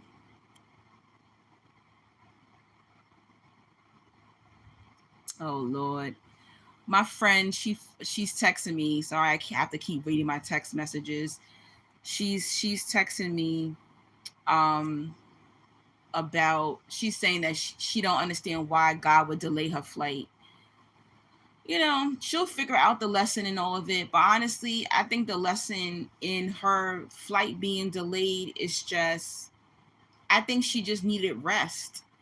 Or she works 12-hour shifts. She works for Amazon, and she works 12-hour shifts, right? That's a lot of hours, and she's having problems with her feet and her legs. Like, her feet and her legs are swelling up. Guys, you got to take care of yourself. All right? And we're too young. She's younger than me. She's 38. You know, I'm 41. I'm a big person, but I could still walk long distances. You know, I'm not limping. I can walk up steps. I'm very happy. You know, I'm still mobile, you know. Um and when you're young like that and you're walking like you a 60-year-old woman, that's not healthy. That's too young, you know? So I think that God just wanted her to have rest, and she needs to sit down and learn that she needs to take care of her body more. I'm glad that I kept screaming on her, like, go to the doctor, go to the doctor. That's not normal, because I know that when people's feet and ankles start to swell up, that means a heart condition. That's a sign that you can have a heart issue. Whenever you have these things going on with your body, guys, please don't ignore the signs that your body is telling you. You know, like, even for me, I got pimples on my face. I broke out because I need to do a detox. Anytime I start breaking out and stuff like that, I need to do a cleansing. I need a detox. Been eating too much junk food during the summertime and stuff like that, too much sweets. My body can't handle sweets. Listen to your body, take care of yourself, guys. um but yeah, I think that's a lesson for my friend. She really needs to take care of herself and sit down, because even walking in New York City, I don't drive. I take the train everywhere, the bus everywhere, Ubers and stuff sometimes. But in New York, I do more walking. She couldn't keep up with me. I kept looking back and she walking behind me. And I'm like, girl, you 38 years old. You should not have a problem walking 10 blocks. This is not good. So when you see people that you love and they're not taking care of themselves, please be that bitch, be annoying. Tell them, go to the doctor, take your herbs, try to lose some weight, try to get more exercise. Even for me, that's what made me get weight loss surgery. That's what made me start to eat differently, walk more, you know. And as you get older, carrying weight in your 20s is different than carrying weight in your 30s and your 40s and your 50s. It's a whole different ball game. Even if you're a slim person, still you still have to take care of yourself. Mm-hmm.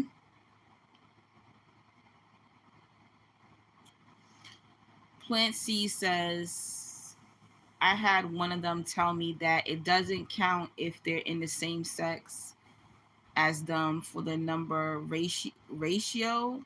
What the F? Wait a minute. They was on the down low? Oh my God. Plant C says, I figured they have no self respect or self love. Then leave it at that. Exactly. Lottie says, it doesn't even make sense. Lottie says, but I feel better with your advice of don't chase and God's protection. So it's like better for me. Plan C's agree, never chase, always attract. Exactly. India, facts. I've tried my best to get certain men and they showed me appreciation but left it at that. Yeah, that's it. Just be like, thank you and keep it moving. Thank you for not breaking my heart. Thank you for not using my body. You have to be thankful for these things. Um, Plancy says, story time. I love it. Lottie says, yes, God's giving her some peace and we have to heal ourselves. Yup. She needs to really pause. My friend needs to pause. It's scary. India says, it's to save her life. It could be anything. Yeah, exactly. I agree. Yeah, I don't think that she should worry too much. Um, I don't think she should really worry about it too much, pretty much. I just feel she needs rest. That's what she needs. And I told her she's welcome to come back over here tomorrow because the flight doesn't leave till 3:30 on Tuesday. But she says she'd rather just stay in Elmont. So I said, okay. She's staying in Elmont, Long Island. I said, okay, no problem. I said, just, you're welcome to come here. I haven't started my temporary job yet. But at the same time, um, I'm not going to force it either. Even in situations like that where you try to be kind to somebody and they don't want that kindness, let it go. Whatever. Let them do what they want to do. Don't force it. I'm enjoying my peace back. I got my bed back. I don't have to go and cook breakfast for anybody. I don't gotta go, pour them water and juice and wait on them hand and foot, because that's the kind of person I am when I have company. I'm gonna cook for you. I'm making sure you're good and entertaining you and pouring your drink and bringing it to you and stuff. I don't got to do that no more. So if she wants to stay over there, then let her stay over there, pretty much. Basically, I enjoy her company. And I'm sure she'll be okay.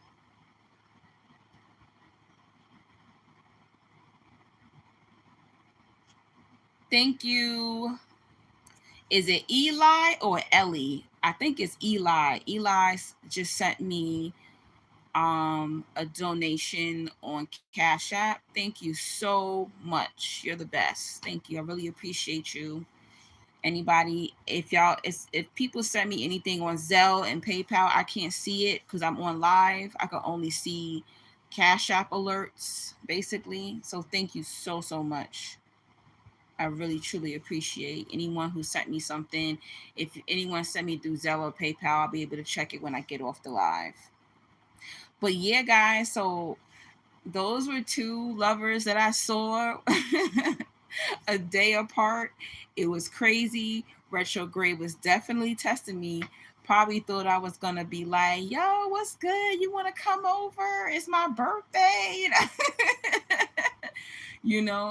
I didn't. You know what I'm saying? I thought that was so funny.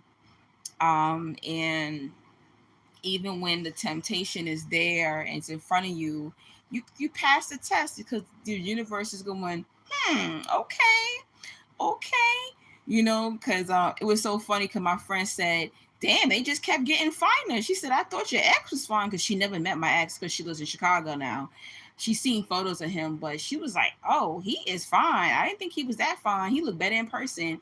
Then the next day when she saw the Libra dude, she was just like, they just keep getting finer and finer. I wonder what other lover we going to see now. I said, you're not going to see no more lovers. You're not going to see no more. So sometimes the universe will bring back your best kisser, or how the young people say, your best eater. They will test you to see, have you really grown? Did you really learn those lessons from those experiences, right? um and even I've been talking to one of my ex-lovers that I've been, was with him for years, dealing with him for years. And I've been behaving myself too, because it's like, you know, people be hiding things, people are not being honest with you. And as soon as you feel that weird energy from that person, let it go. It is God's protection. All right. And let me tell you, like, say if like you say, hey, let's link up, let's hang out, they're not making effort to spend time with you, don't push it. They're hiding something. There's a reason why they're not making time for you. They're hiding something from you. They're trying to juggle more than one person, and they're keeping you in that view for when they start fucking with that person, so they can just pick you up when that other person who they really want to be with, they fall off. Peep game. I'm telling you, peep game. They give you enough breadcrumbs to keep you there as their placeholder. And then when they're done with this, or they're done with whatever situation they're done with, then they'll swing the block and come back around for you. No. Limit the access to you. Limit up up your boundaries, and up the access, the payment of access, the payment to have access to you. Okay. Thank you, Plant Seeds. Thank you so much for the birthday love.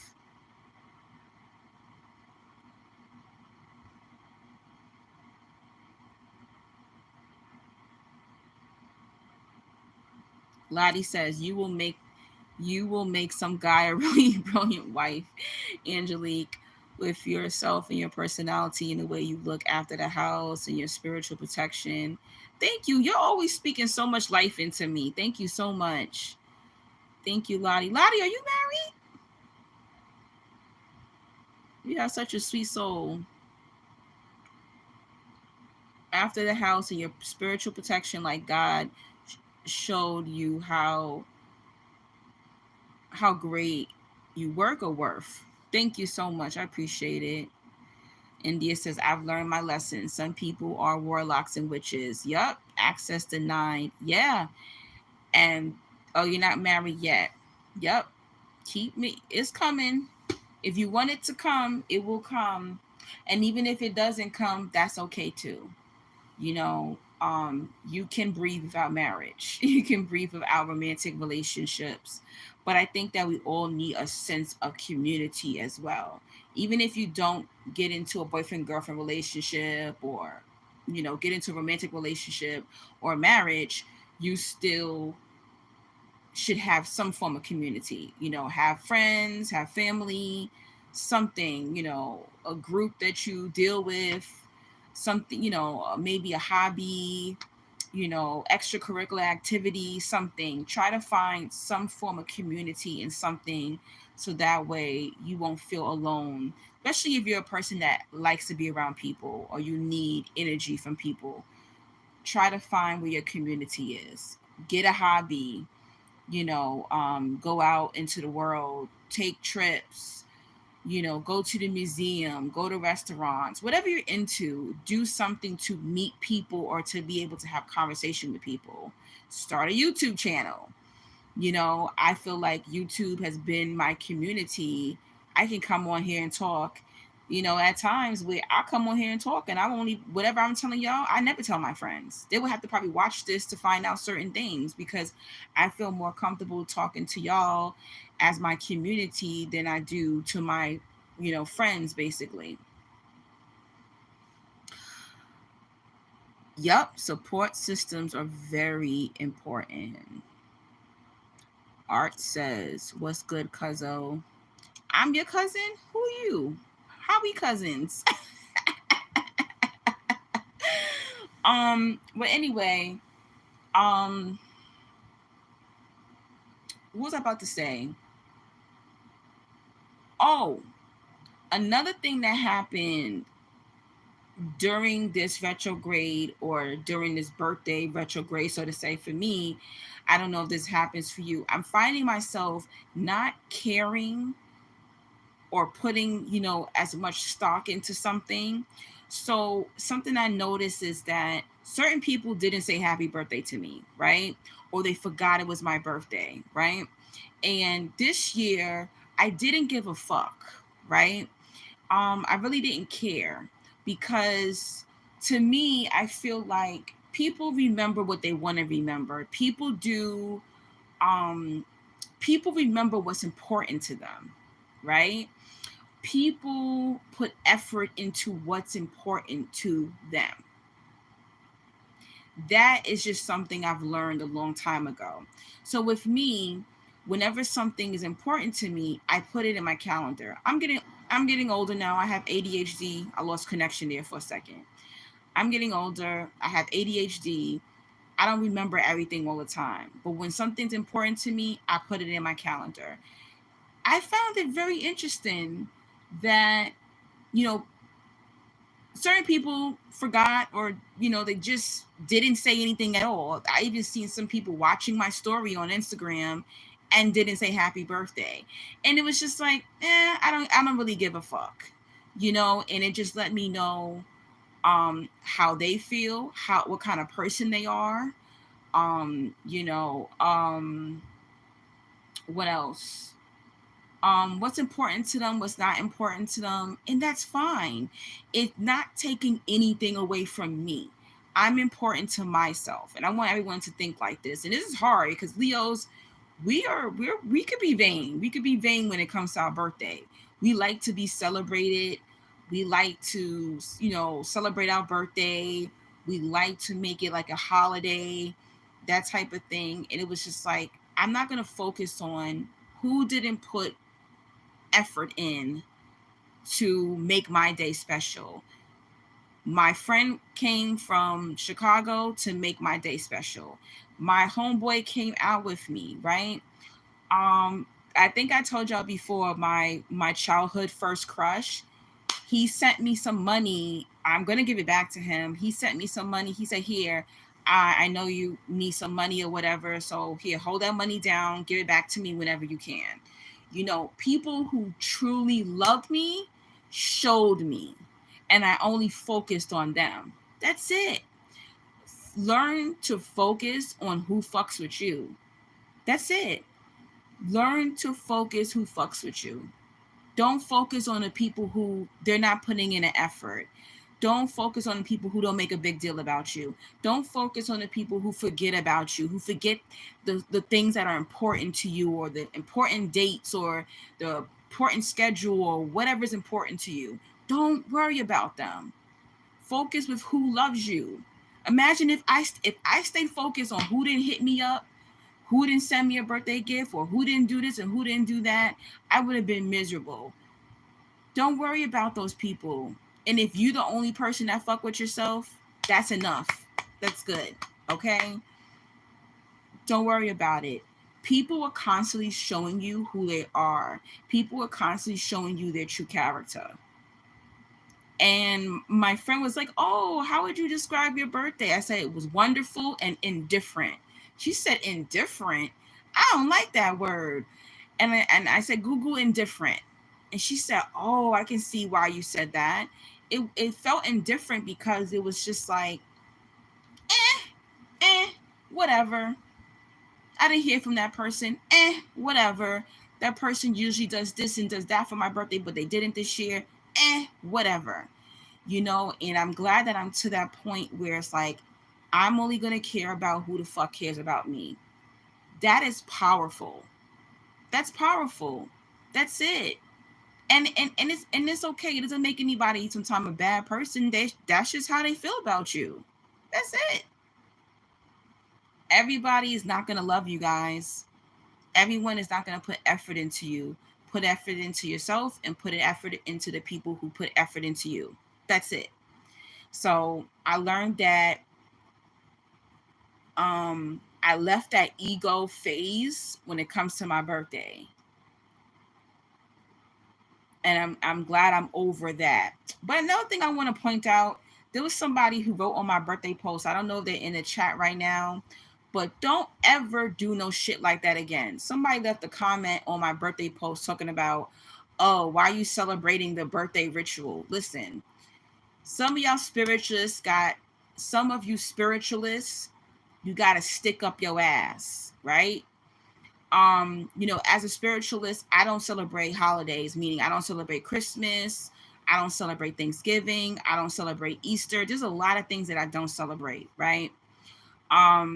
But I celebrate my birthday and it doesn't age me. All right. I don't look 41. I don't feel 41.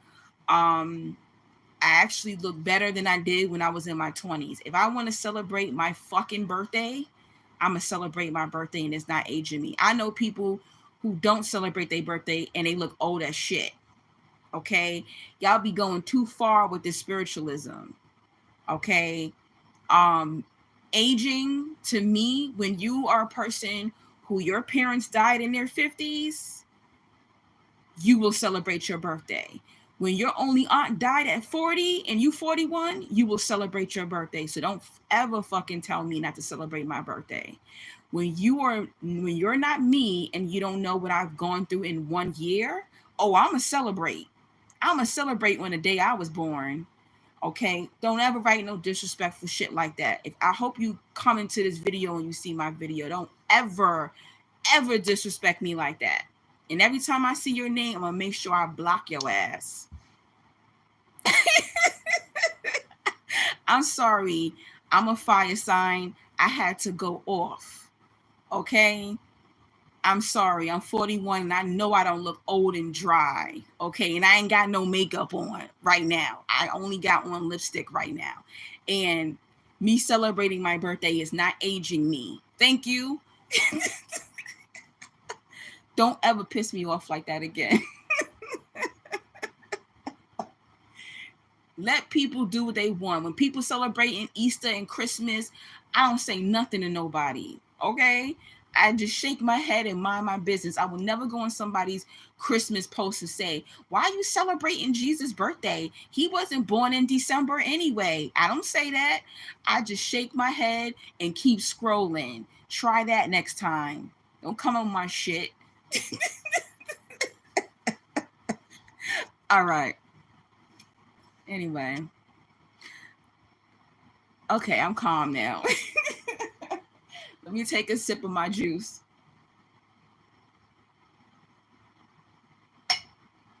Sometimes as spiritualists, even me, I gotta check myself. It's like, live a little, calm down. Everything ain't that damn deep. Y'all be doing too much. Relax. Even as spiritualists, we're not all gonna believe in the same thing. You know, some spiritualists love being in poly relationships and they think that's the original relationship. I ain't about that poly life. I don't want, you know, 5 penises up in me. I don't want to share, you know, 1 penis with 3 different women. But I let y'all do what y'all want to do. You know what I'm saying? So it's like we all gotta respect our own beliefs. We don't always have to agree with our lifestyles, you know. And sometimes I might come off preachy, but if I ever do, I do apologize. But I do not go on people's posts and say things like that. That was insane. And then gonna say, oh, but happy solar return anyway. Are you out your damn rabbit head mind? Don't ever write no shit like that on my post.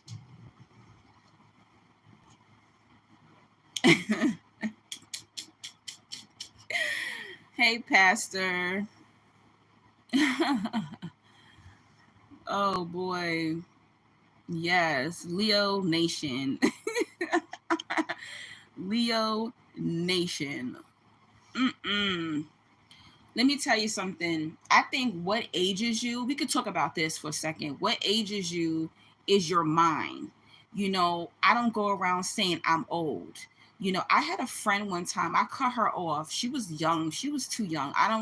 That's why I don't like to be friends with like young women. I don't say young girls. Let me be respectful. Young ladies in their 20s. I'm 41.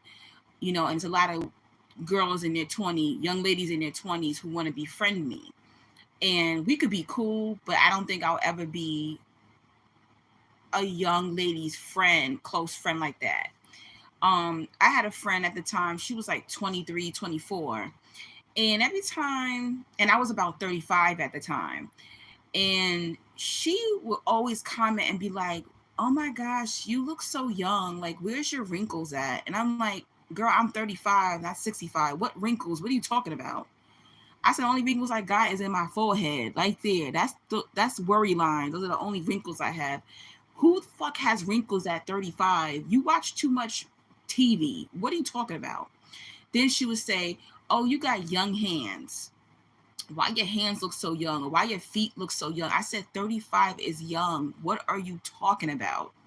You know, I had to cut her weird ass off. You know, not just because of that, which was crazy because she was a Leo too, which was really weird. I just thought that was strange.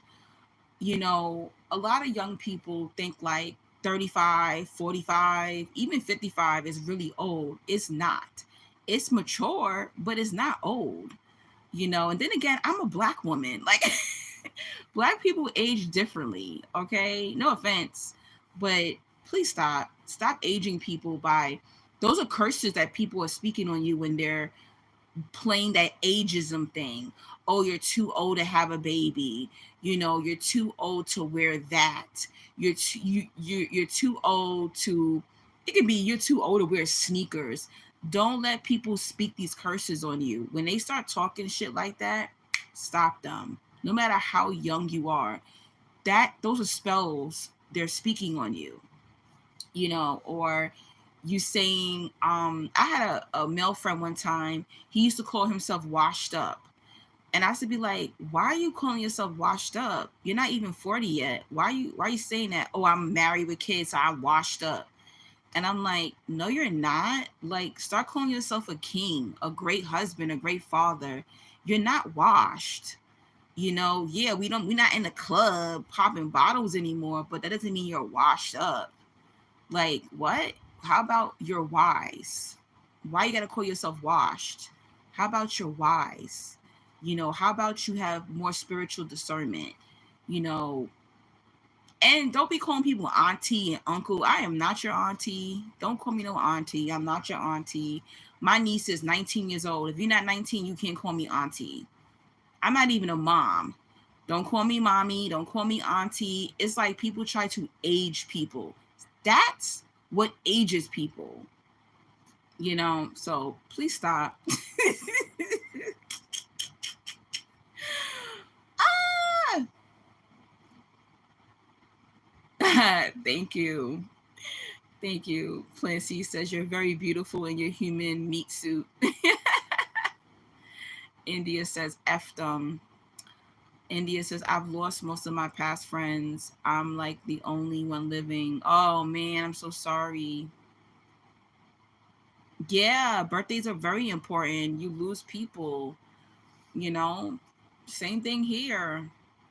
A girl that I grew up with, we were very close friends up until about 25, 26. She just died this year in April. I went to her funeral. She was 41, guys. She died at 41. And then I just turned 41. She would have been 42 August 6th. She was a Leo too. So I got to make it to 41. She didn't make it to 42. She died at 41.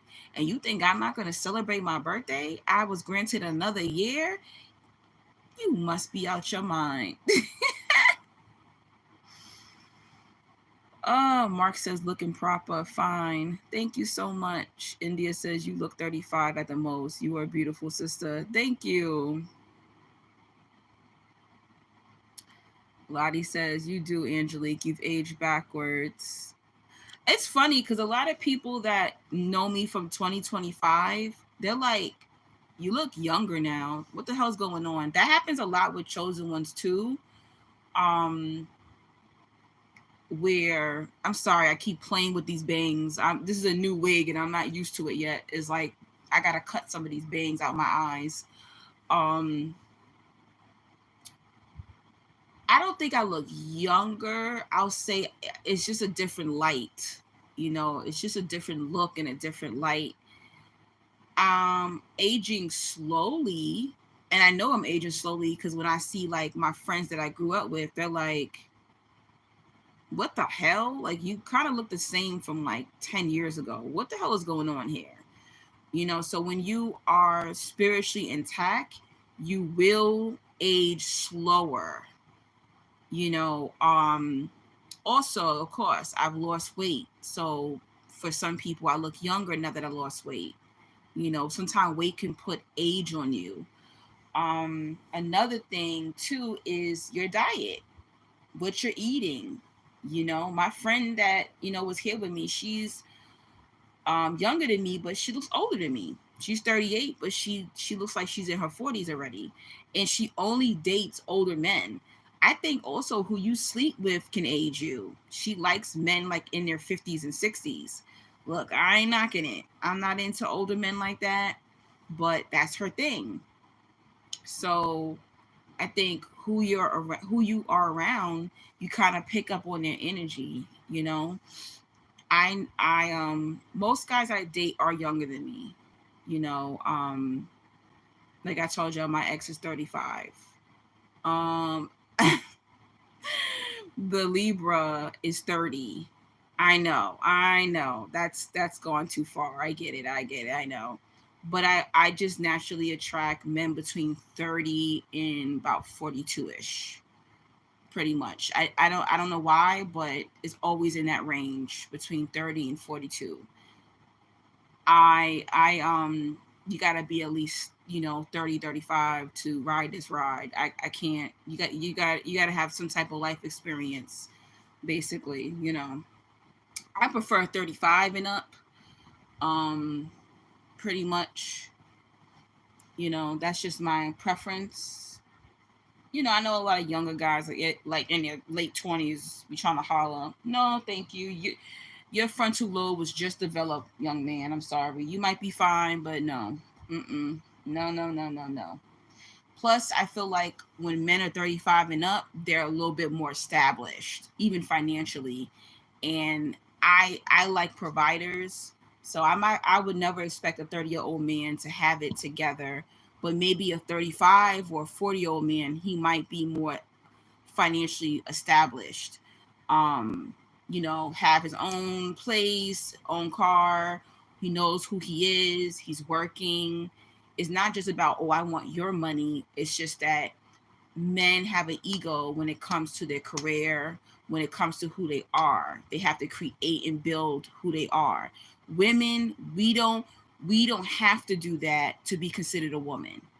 Women get judged on who your man, do you have children, and are you attractive? No one goes, oh my God, girl, you got a college degree? That's amazing. women in society are not judged on her college degree and how much money she makes. Let's be fucking real, but men is different. Let's not that it's not important that a woman should have a job, or a career. She should have her own, yes, but nobody judges a woman when you as a woman, when you meet another woman, the first thing she asks you is, are you married? Do you have a man? Are you in a relationship? Do you have children? No one has ever asked me what were my hopes and dreams and goals in my life. This is very rare. This is very rare, especially when you're dating too. Even when I'm dating, it's very rare that I'm on a date with a man and he goes, "What do you do for a living?" Most provider men do not ask me, "What do I do for a living?" Because in their mind, they're going to provide anyway. They're watching, like, how am I moving, how am I carrying myself, am I intelligent, am I nurturing, am I caring, am I empathetic. They're looking for those things because they're going, is she wife material? Is she a party girl, or a girl that doesn't mind being home, being a wife, being a mother? They're looking for other qualities in a woman. But yeah, I was just ripping and ranting. I'm so sorry. Oh, Mark, you're from Scotland. India says, when people don't love or care about me is motivation for me. I hope so. Don't even soak in that shit. Because you got to really think about it. Why do you care so much that someone doesn't love you or like you? That means you don't like and love yourself. And you were looking for outside validation. It might make you feel some kind of way. You're like, damn, what did I do to them that they don't like me? I feel like that sometimes. That's normal. But I don't put too much stock in it because I like myself. I love myself. And this is why I push so hard for you to love yourself, and why I keep telling people you need to do your healing work.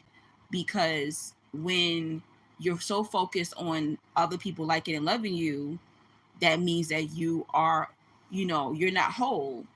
You have so many voids that need to be filled with your own self-love.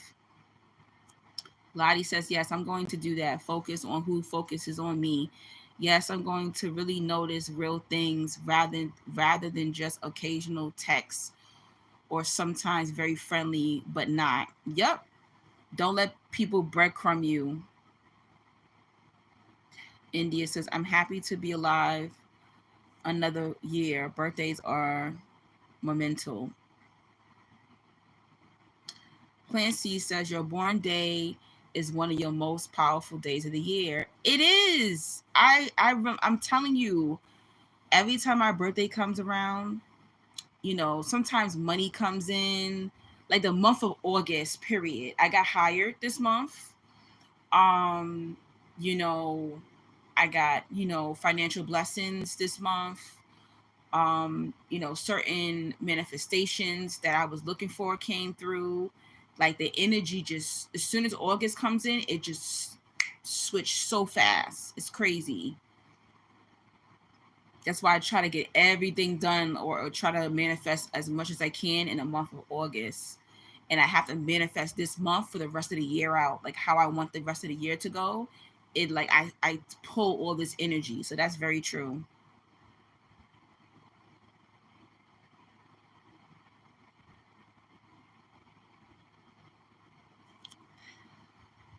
Oh my goodness. What else is y'all saying? Let me see. Plan C says self respect equals lots of power. Super true.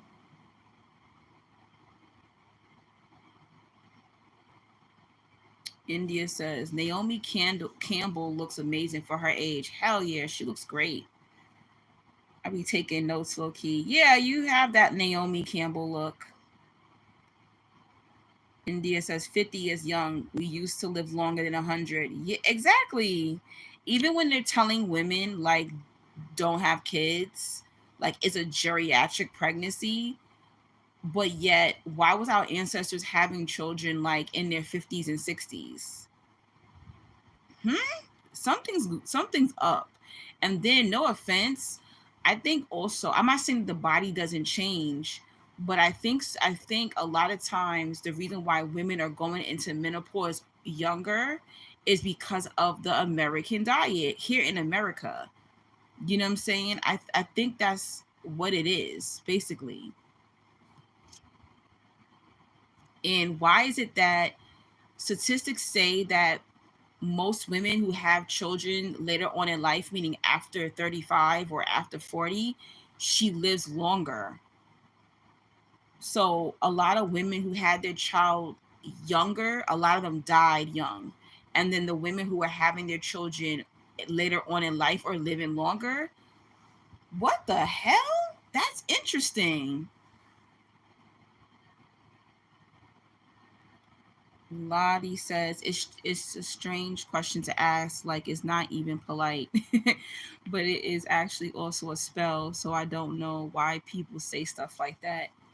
Now, what you can do when you talk about age, stop telling people your age. That you can do. I don't tell people my age all the time. Sometimes they'll try to guess my age and I'll say, okay. So that's something I don't really do. I don't normally in public. I normally don't tell people my age.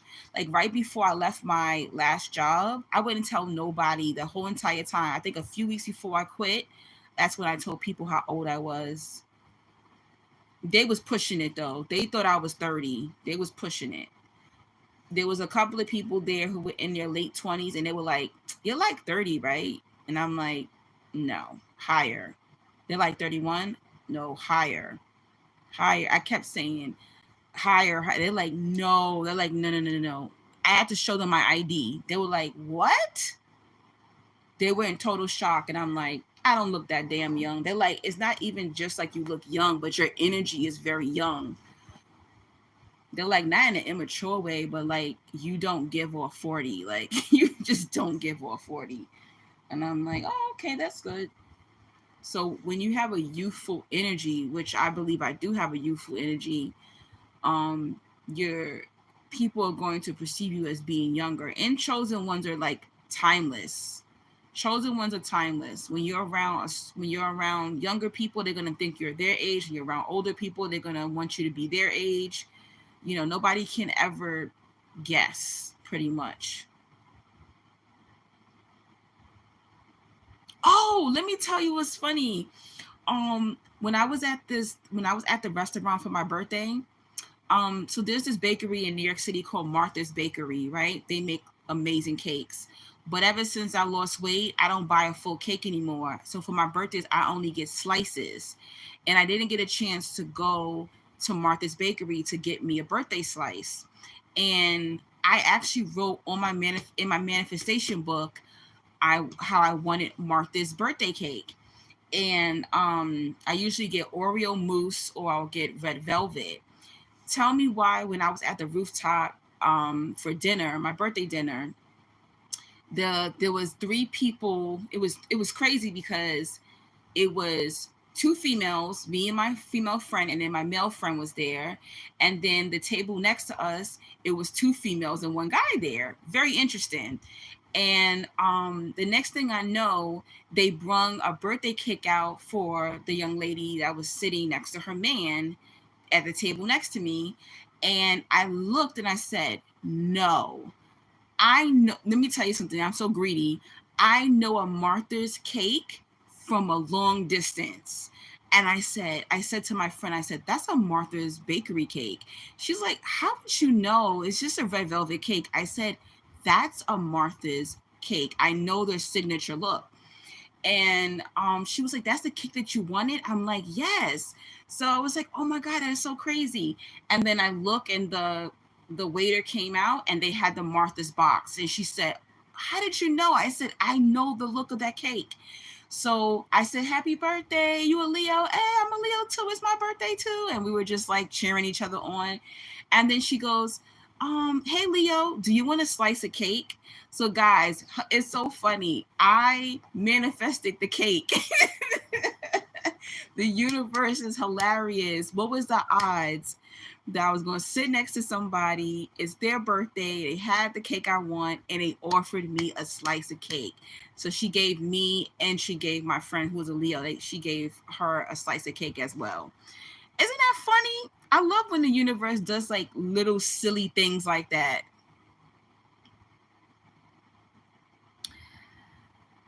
Paradigm says, "Yup, validate yourself, and the only and only concern yourself with people that love and care about you." Exactly. Thank you, Rhonda. Thank you for the birthday love. Lottie says, "Fabulous wig suits you too, Angelique." Thank you. India says, "I love how you named him Libra."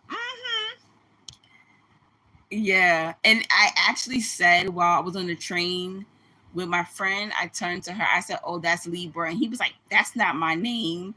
I said, "It's your name." Ah, Kiani. Hey, Kiani Davis. How you been? Long time no see. Thank you for the birthday love. India says, "I love mature men. I love men who are established." Don't we all? For real. We ain't got to be rich, but you got to have your mind, your soul right. India says, "They always ask me, do I have kids? Mind you, I'm trans. I'm passable, so not many people know instantly." But you can still have children, though. I mean, I know a lot of different ways. I'm telling you. Yeah, yeah, you can Google it. Martha's Bakery. That cake is the bomb. Hey, Battle. What's up? India says, "We are pure in many ways. That's what makes us look younger, too." Yeah, yeah. So people always say, "What's the beauty tips?" I say, not being an asshole. That's the beauty tip. If you are a kind person, you will have a kind face. Gorgeous says, "Wow, that was beautiful. That is so cool. Manifestation of cake. Isn't that crazy?" And India says, "Wow, that was really your night, Leo. Leo season. That was really your night, Leo season for sure. Plant seeds. The universe is magic and always listening." Yes, I couldn't believe it. I said, "You gotta be kidding me." Oh my gosh, that was so cute. I thought that was so cute. Lottie says that sounds magically even. It was magical with God and angels.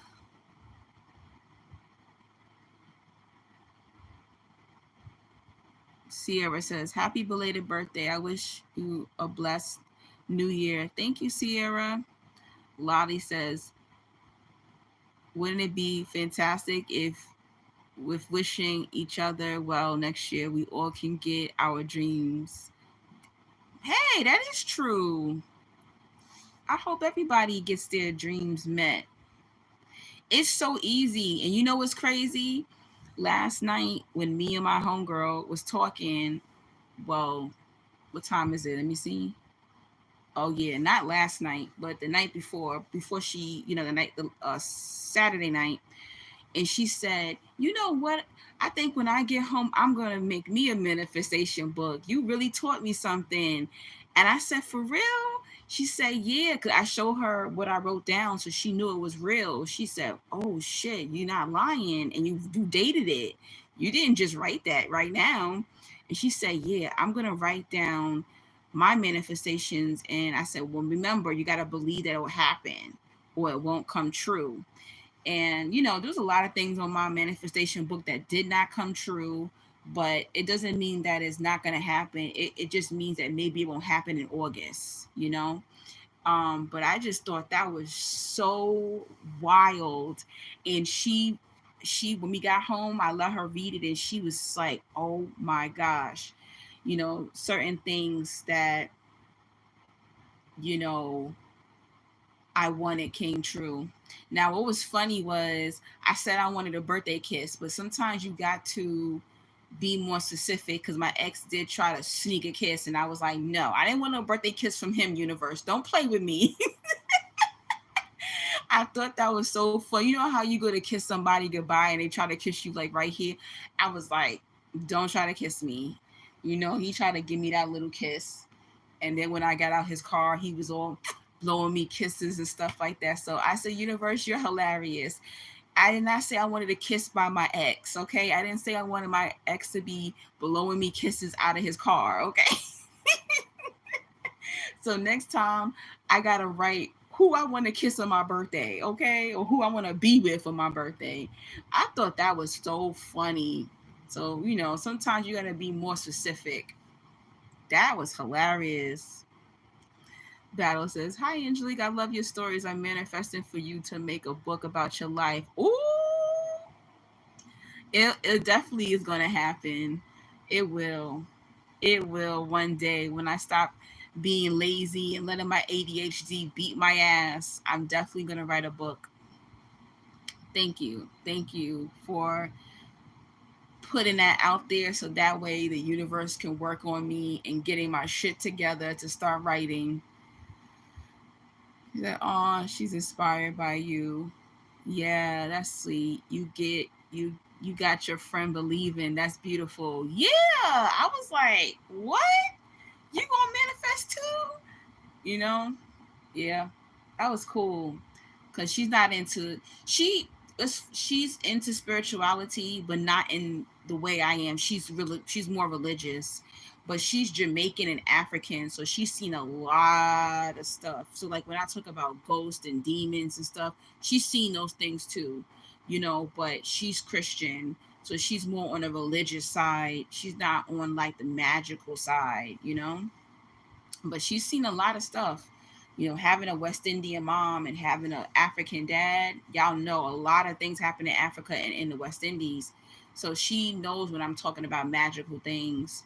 Um, it's that's one thing I love about our friendship. I can talk to her about stuff and she don't think I'm crazy. And she could talk to me about things. Like I remember she told me she saw a dragon one time, and I didn't look at her like she was crazy. Like I believe her. We can tell each other certain things and we don't think we're crazy. So that's a blessing too, having a friend that you can talk about your spiritual gifts or your spiritual experiences with is very rare. So I do hope everyone has at least one person that they can share their spiritual gifts with or the experiences with, because most people will think you crazy. They try to put you in a crazy house if you start talking to them about certain experiences. India says, I swear I have issues focusing too. Maybe it's from trauma. Yeah, definitely is from trauma. It is. As I'm getting older, the focus of ADHD, I have to do new training, basically. Um, Something, but my immune system is calmer too. You have to get to a point where your immune system is calmer. Um, but what helps with that is like getting in nature. Y'all see me, I'm always in a park now that it's summertime. Get to a beach, get in nature. You have to recharge. Get massages if you can afford it. That's helping a lot of moving that energy in your body and moving trauma. Like I hold a lot of trauma in my womb. I hold a lot of trauma and tension all up in my neck and my back.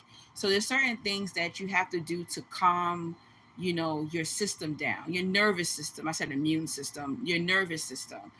Um, and that's another thing that I noticed at my last job, where before, when you're going through so much trauma, you actually feel more comfortable in a fight and flight situation.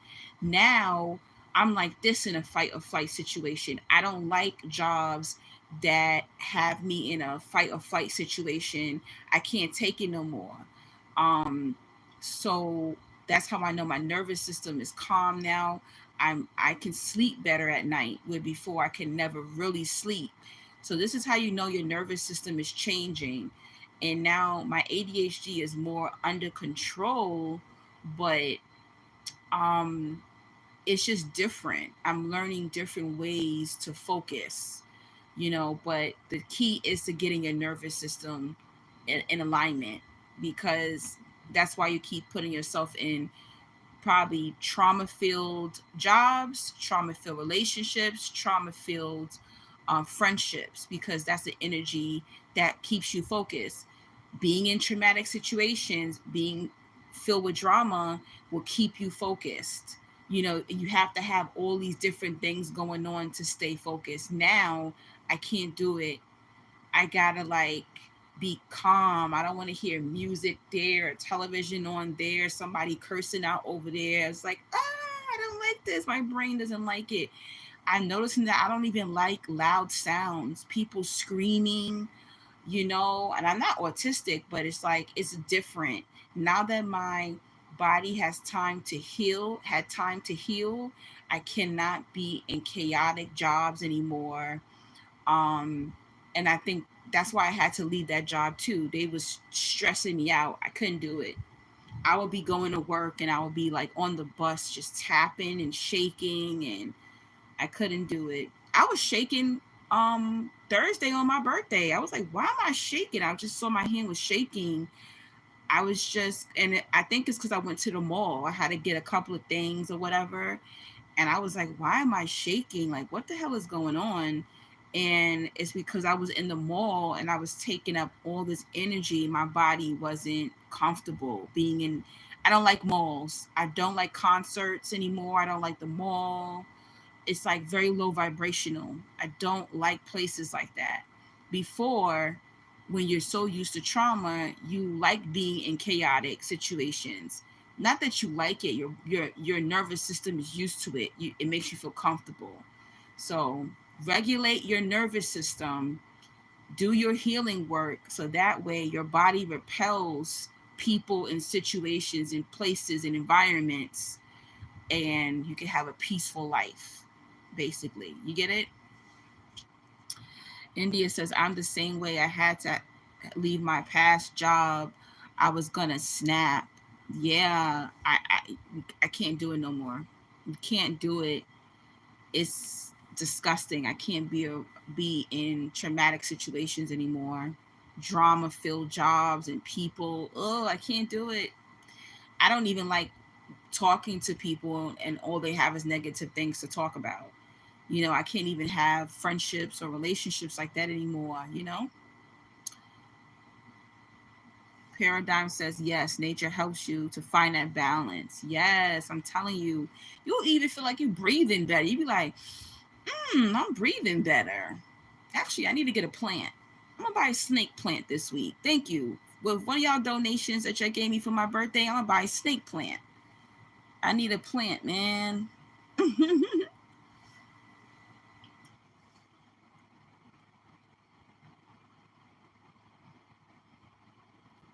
Body says, yes, it's true. The fight and flight of 9 to 5, like the adrenaline at the start of the day. Yeah, I can't do it no more. Hey, Latangela, I love that lipstick. Happy birthday. Thank you. Lottie says African magic is very strong, and the Indies also very strong. It is. Different places have unique magic. Very true. Paradigm said, that's what I'm working on, manifesting my dreams and making it happen. It is going to come true. It's going to come true. All right. Did I miss anybody's comment? Lottie says, and need a drink to relax at the end of the day. Yep. I used to drink so much wine. Don't get me wrong, wine is okay, but if you gotta drink wine every day after your job, that's not a good sign. And it was days that I was shaking because I felt like I needed wine just to unwind. Like, why do I have to unwind after work? On that level. You feel what I'm saying? That's not good. My wig looking a little nappy right now. Don't mind me. This is my Leo vainness, basically. That's it. Once I start seeing my wig getting tangled, I gotta comb it.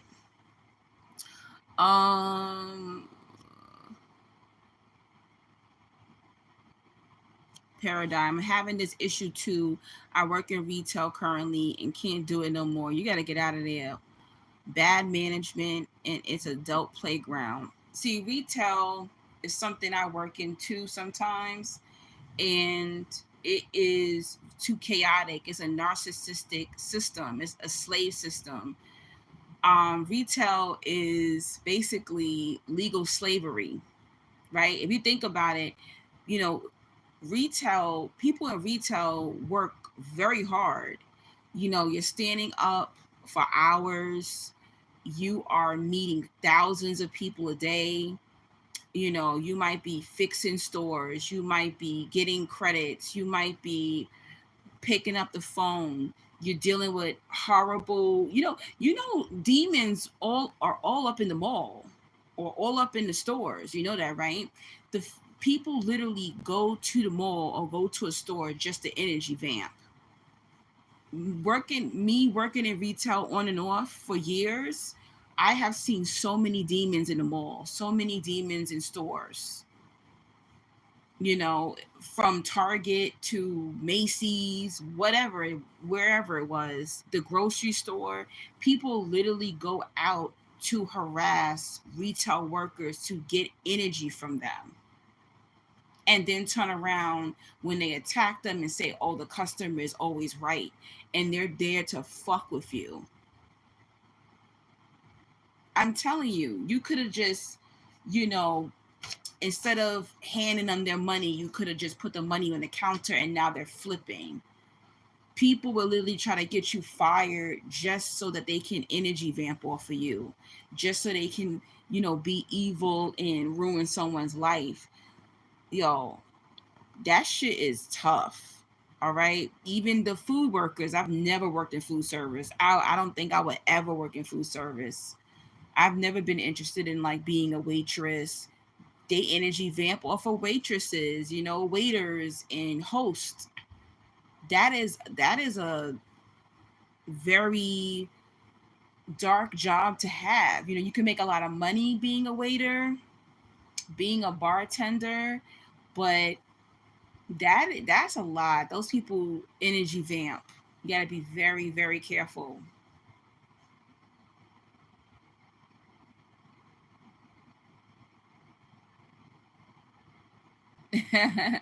India says, I have to drink wine at all my 9 to 5s. I believe it. I actually do have an Amazon wish list. I just didn't post it. The only thing on my Amazon wish list is mostly beauty products and perfume. Pretty much. I wouldn't put like, electronics and stuff like that on there. I wouldn't even feel comfortable, with somebody buying something like that. But yeah, I actually do have an Amazon wish list. I'll link it when I get out of the live. I'll link it, but I created a wish list for my birthday. I did, but it's just like, things that I like pretty much, that I put on there. It's nothing crazy. There's a few books on there that I want. But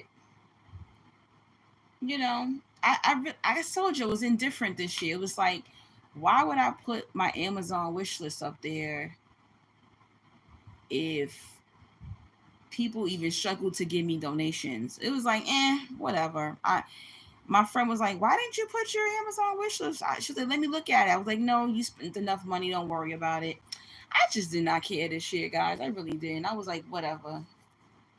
You know, she was when I told my friend, she said, oh no, I would be hurt. I would feel some kind of way too if I put in 10 years and I'm not receiving, certain support and stuff like that. She was like, why you not crying about it? I said, what the fuck I'm gonna cry about? There's nothing to cry about. But yeah, I have one. I'll place it in the comments after this.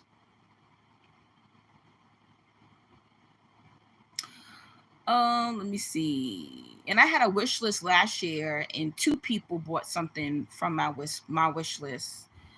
Um, that was sweet.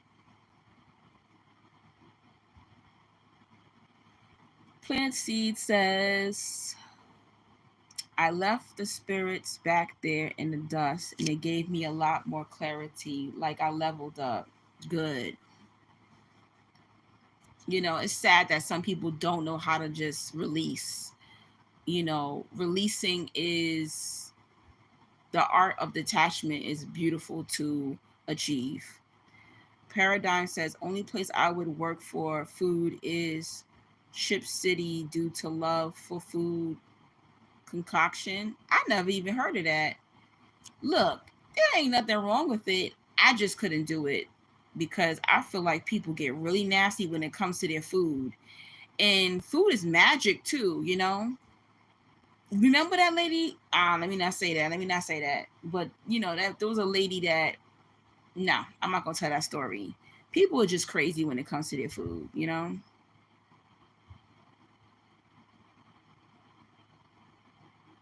The guy that the Libra dude that I used to deal with that I bumped into in a train, he works at a restaurant and he's a host and he works, oh my, I don't even know how he does it.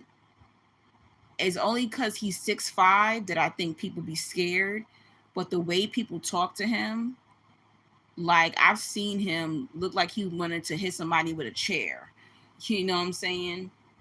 People get an attitude with him and they mistreat him and stuff like that. I don't know how he's been working for that restaurant for like 6 years, I think, 6 or 7 years. And he wants to get out, but that's what's hard. Once you get stuck in a matrix job, it's like a freaking whirlwind. The person's like, it's hard for people to get out. You know, even my friend right now who's in New York still, she works for Amazon. And I'm like, and she has a college degree. She has a bachelor's degree. I'm like, why are you working at Amazon? Why don't you try to find a job in your field at least? But it's like she's just stuck. She's been working with Amazon for 3 years. And it's like, why? What are you doing? You graduated 3 years ago. You finished your bachelor's 3 years ago. Why are you working at Amazon? And then now her body is shutting down. Now she got swollen feet, swollen ankles. You have to understand this is why you be getting sick at these jobs, because the vibration is so low, you get sick. You know, some of y'all don't know this, but in 2019, I was working at a shitty job and got sick. I had to get it. I end up, um, my cycle came. It triggered my PCOS disorder. My cycle came, and I had my cycle for 6 months. And I ended up in the hospital and I had to get a blood transfusion because my body, when I gets triggered by stress. PCOS is polycystic ovarian syndrome. And when a woman gets too stressed, it will either cause, you know, some type of chaos hormonally in her body, or she would end up having a long cycle. And that's what happened to me. And I end up getting very sick, bleeding for 6 months, and I ended up in a hospital to get a blood transfusion, all because I kept staying at a shitty job. Don't do it, guys. These jobs will have you sick. I don't care if you have to change your job 3 times a year or every 6 months, right? Get out of there. At least you'll have a resume. If you can stay there for a year, great. But stop staying at these jobs because eventually they break down your immune system, your nervous system, your immune system, and your mental health. Let it go. And don't let people scare you. You know, people, oh, the economy is so bad. Da, da, da, da, da. You don't work on the economy, you work on God's economy. God will definitely help you. Plan it out. I ain't saying just quit. Plan it out. While you're working, job hunt. Go on interviews while you're working. Don't quit. You're not me. Don't do what I did and just quit and then have a job. While you're working, start looking for another job or go into school or something, you know, where you can get some refund check or something, you know, go to a place. So there's some schools that will pay you to go to their school, you know, through the government system. But stop staying in these 9 to 5, these matrix jobs. You will get sick because your body, your spirit is not built to be in these places.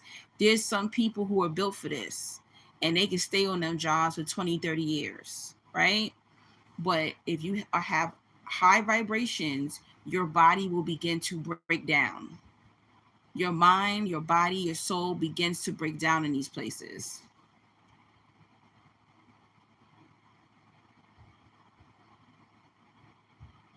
I only want Chip City cookies. I never heard of this Chip City. I gotta Google this. Maybe because I'm not into sweets like that. That's probably why. Lottie says, as an assistant in a restaurant, you are dealing with all types, some amazing people, but exhausting. Her body is saying no. The body is saying, don't do this stressful job and find something else. She ain't gonna listen to me, Lottie. India says, I get health problems from being around narcissists. I literally would bleed internally from my past job and being around my family. That is so scary. Lottie says, if your friend has a degree, she can get a good job. You know, you can't force grown people. Some people don't listen. I'm telling you, people get stuck. I have a friend, I told y'all about him. He has been in a retail job for 20 something years. 20 something years. And he's not even making enough money. People get stuck in the matrix and can't get out, guys. They don't know how to get out. They be in fear. They think they're never gonna find another job. They be in fear. Their mind is not abundant. They have a scarce mindset.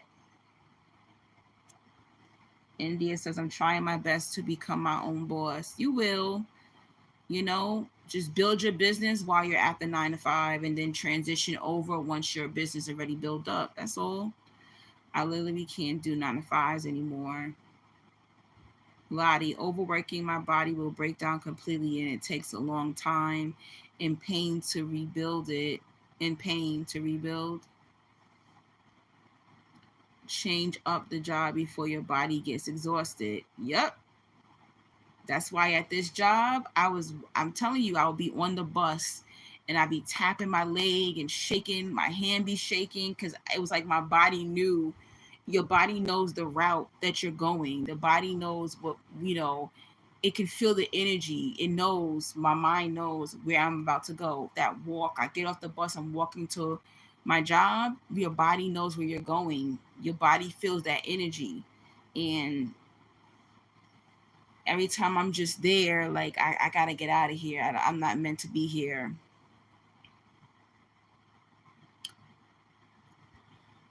Whew. Paradigm. I'm gonna get off here soon, guys. I'm about to fall asleep on y'all. Paradigm says, my goal is to work on my skills, make extra income, listen to my higher self, and then get away from the family. I hope so. I hope all of what you want to do is going to come to pass. Sometimes it could take months, sometimes it could take years, but just hang in there. India said, it's crazy how being around narcs can strongly damage your health. Yeah, because you're internalizing their dark energy. They have different entities on them that are controlling them.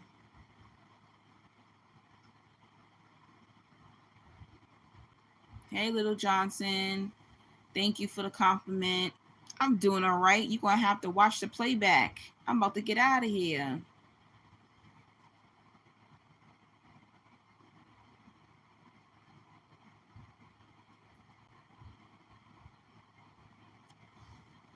I'm very creative.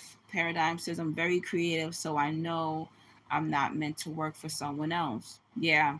That's another thing too, where whatever we were doing before, so that was good night, India. Thank you for the money. I appreciate it, girl. And we'll talk soon. Good night, love. Thank you. I know it's late. I'm about to get off here too in about 10 more minutes. That will be 3 hours I talked. What was I saying? Damn, I forgot what I was saying. What was I saying, guys? Got distracted.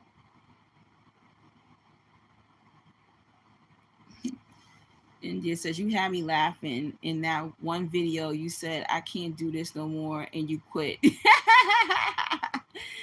Oh, yeah. I quit. I think I was saying, damn, I forgot what I was saying. But anyway, long story short, um, you realize, oh, that's what I was saying. The lesson I was learning and what I realized is that what we were doing before is not going to work. And when we keep staying at these jobs, we will continue to be miserable. And God wants you to step out on faith, you know, and sometimes stepping out on faith might be, oh, I'm not going to have the same amount of money that I had before. You know, I'm going to keep it real with you. I made more money like when back in 2015, I had more money back in 2015 than I do now. Because in 2015, I was a hairstylist. Every time I did somebody hair, it was like a $200 hairstyle. So I had more money back then, right? Than I do now. So, but then now I'm doing spiritual work. When somebody books a phone session, now is, you know, they complain about paying $40 an hour. Nobody want to pay me. You know what I'm saying? They want to talk, but they want to talk for free. How the fuck am I gonna live if I'm talking to you for free all goddamn day? That's not gonna work. You know what I'm saying? So this is why a lot of people get caught up in those matrix jobs, because at the end of the day, they're gonna get their check. But then sometime when you do art, you're doing spiritual work, you're using your talents, people don't want to pay you for that. You know?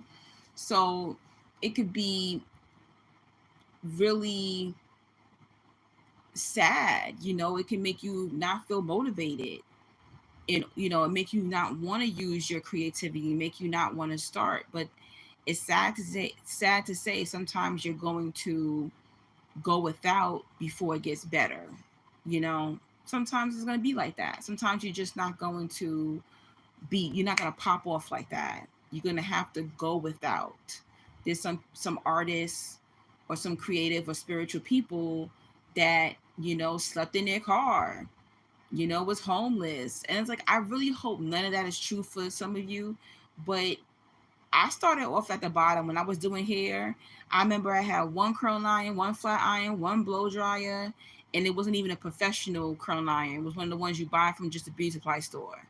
You know, a couple of combs for 10. You know, was it $2 for 10 combs for $2? I started out with that, and through time, I made money. And you know, next thing you know, my feet was swollen. I would be so booked. There was times I had to turn away clients. It started off slow, you know. But the spiritual work, nobody wants to pay me for the spiritual work. At least people wanted to pay me to make them look beautiful, you know. But nah, you know, sometimes you're gonna get discouraged. But I would say make sure you make a product that people want. Make the art that you love for yourself, and then make art that people want so that you can get paid. Because we can't keep creating content, art, whatever, and we're not getting compensated for it. We can't do that. Mm-mm.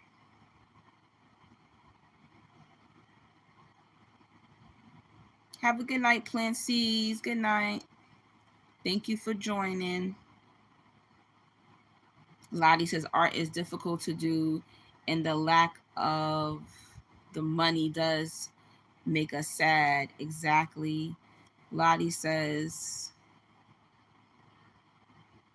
work atmosphere should be good, but with the spiritual world change, everyone is stressed. And where family restaurant Mike gave,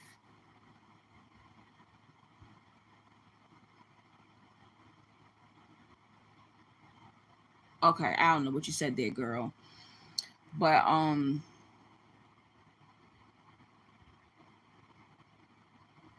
I get it. I get it. Yeah, some places are going to be successful and some places are not. Even major corporate companies change over the years. You'll be surprised at how many companies had to change the face of their company. You know, so just get comfortable with changing what you were doing. Like, it's time for me to change. It ain't time. It's not meant for me to be on here no more. 10 years was enough. You know what I'm saying? Yep.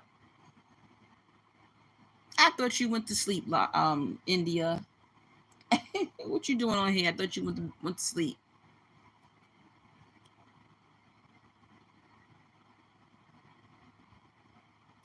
He said the Mercury retrograde has you not playing with people. Yep.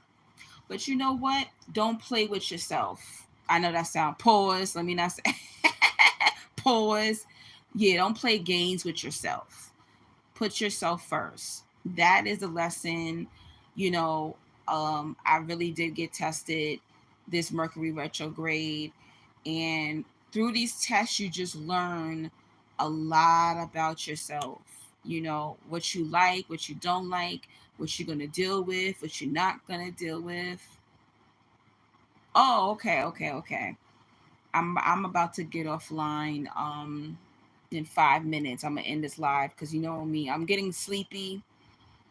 When you got your cycle, you be ready to go to sleep. I'd be like, ooh, it's time for me to go. I'm surprised I talked this long, but I really just wanted to tell y'all these little odd stories and stuff like that. Because sometimes people don't even realize that Mercury retrograde energy is testing them, you know. And I thought, like, you know, let me tell y'all these stories so y'all can pick up on it, because sometimes people don't even realize certain things happen to them and you're being tested spiritually. It's not you just had a good weekend, you know, or you just had a good week. No, it's really you're being tested pretty much.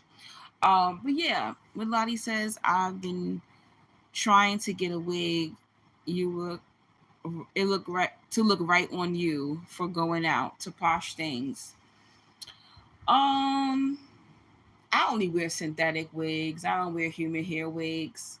But I would say definitely go somewhere to where you can try them on, and you know, bring somebody with you that can give you an opinion, or they have an assistant there. Just don't go in a store or go online and buy a wig. Go into a store that they let you try it on and stuff like that, pretty much. And if you could afford a human hair wig, I would say get a human hair wig.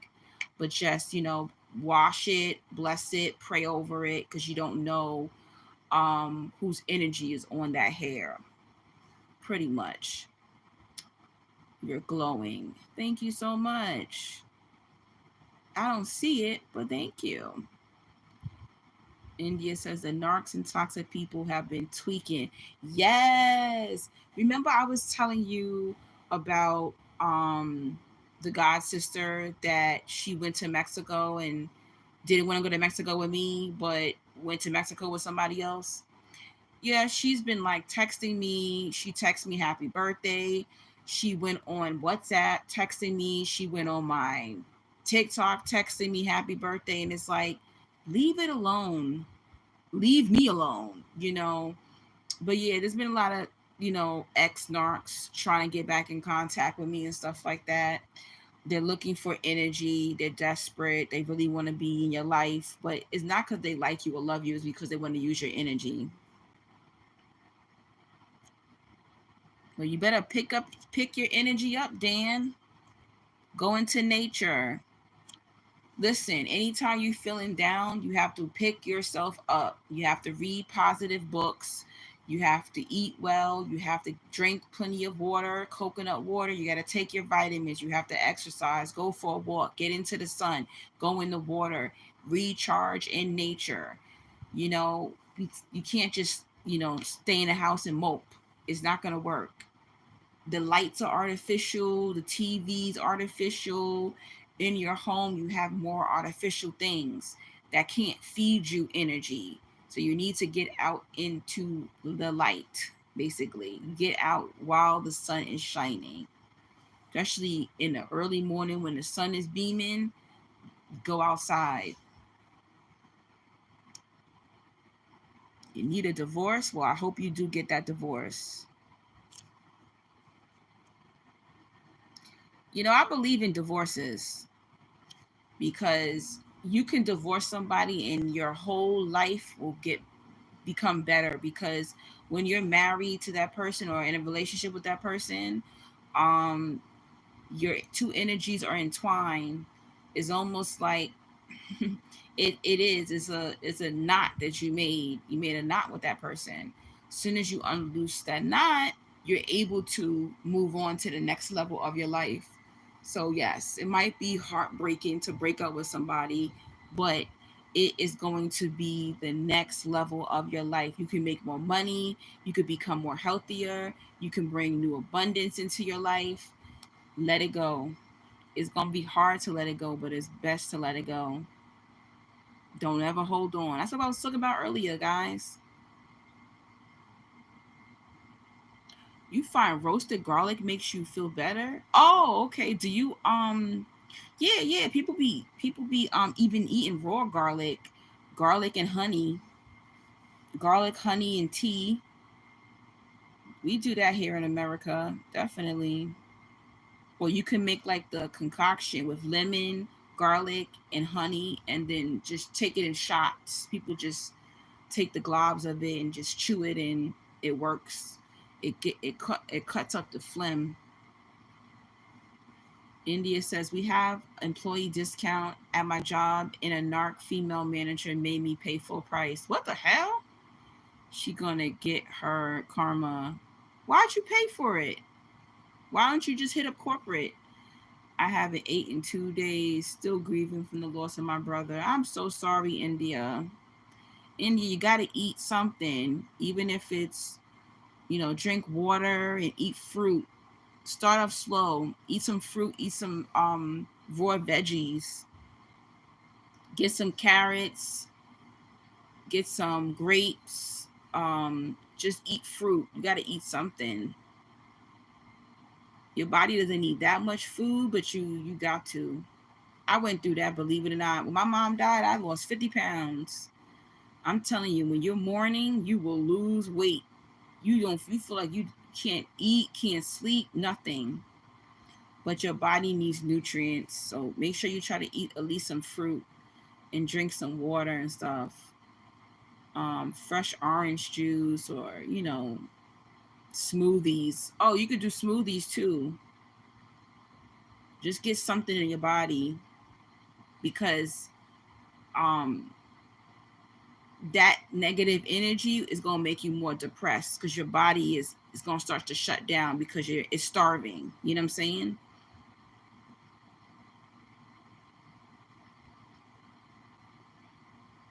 But I'm so sorry for your loss. I really am. It's terrible. That's why you have to celebrate life, because you just never know. You have to appreciate. That's also the lesson too.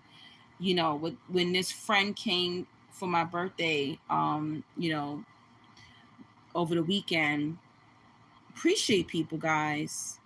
Please appreciate people. I'm begging you, because that's the thing about people. Because of social media, because we live so close to each other, people think that they can just meet people, genuine people. I'm telling you right now, it's very hard to replace a genuine person.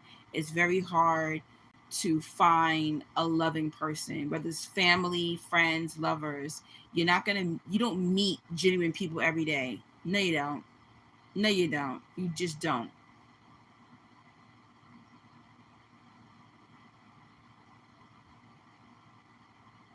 Exactly. Only 18. Oh my God, that's a baby. Is why you have to celebrate life, and nobody is promised to us. And it's like they're borrowed. You don't know how long you have with somebody. You don't know. There's people who die as an infant, teenage age, 20s, 30s. These souls are only here. We don't know how long we're going to have that person. And this is why we have to spend time with people and love them and appreciate them, because you just never know. Nobody is promised to us. I'm telling you, nobody.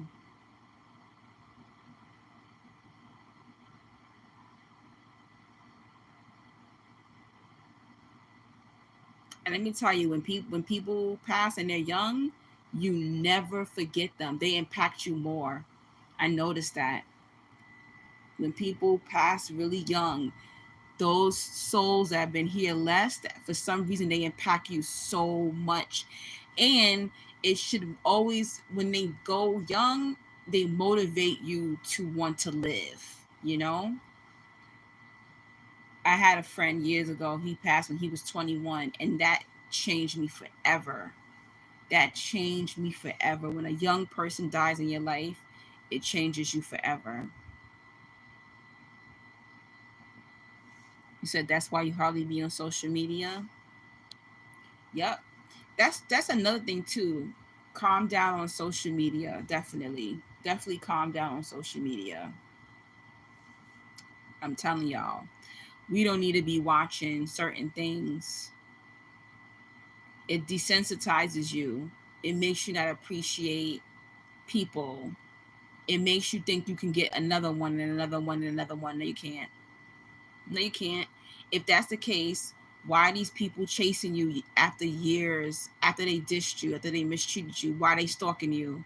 Why are they watching your page? Why are they trying to link back up with you? Why are they making up all these lies or whatever? Next time somebody calls you or hits you up, tell them in order to get blocked or in order to meet up with them, they have to give you a $5,000 fee. They got to pay a $5,000 fee. I bet they leave you alone. You want to be unblocked? 5K to my Cash App. You want to have a conversation with me? 5K to my Zelle. They leave you alone. Is a fee to talk to me. That's what you should say to them.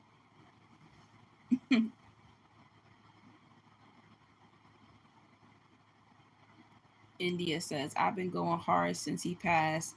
It's definitely motivation. I don't play at all. Yep. It's almost like you have to live for that soul, that person that passes motivates you. It really does. That's why, I can't, I've had a lot of trauma too, but if I was to go, I, I feel like I did a lot of what I wanted to do in life because of that. Because when you have that young person pass, it motivates you to live to your fullest because they didn't have that chance to. How could you let your life waste away when that person so young left? You know, it's sad, but also in life we all have a certain contract too. That was part of that person's soul contract. They they say that people choose what age they're going to leave their soul contract. I think that's very interesting, very interesting. But it's hard for us to understand. It's hard for the living to understand, because we're told that we're supposed to live to 80, 90 years old, but that's not true. God never promised us that. Yep, we all gotta go.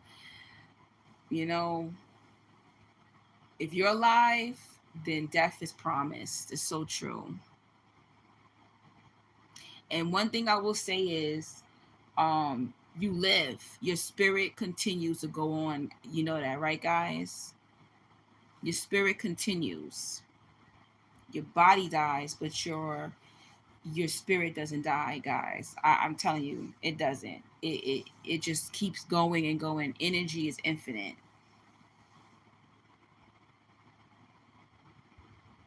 Lottie says to India, do the thing today that you wanted to do. Yep, exactly.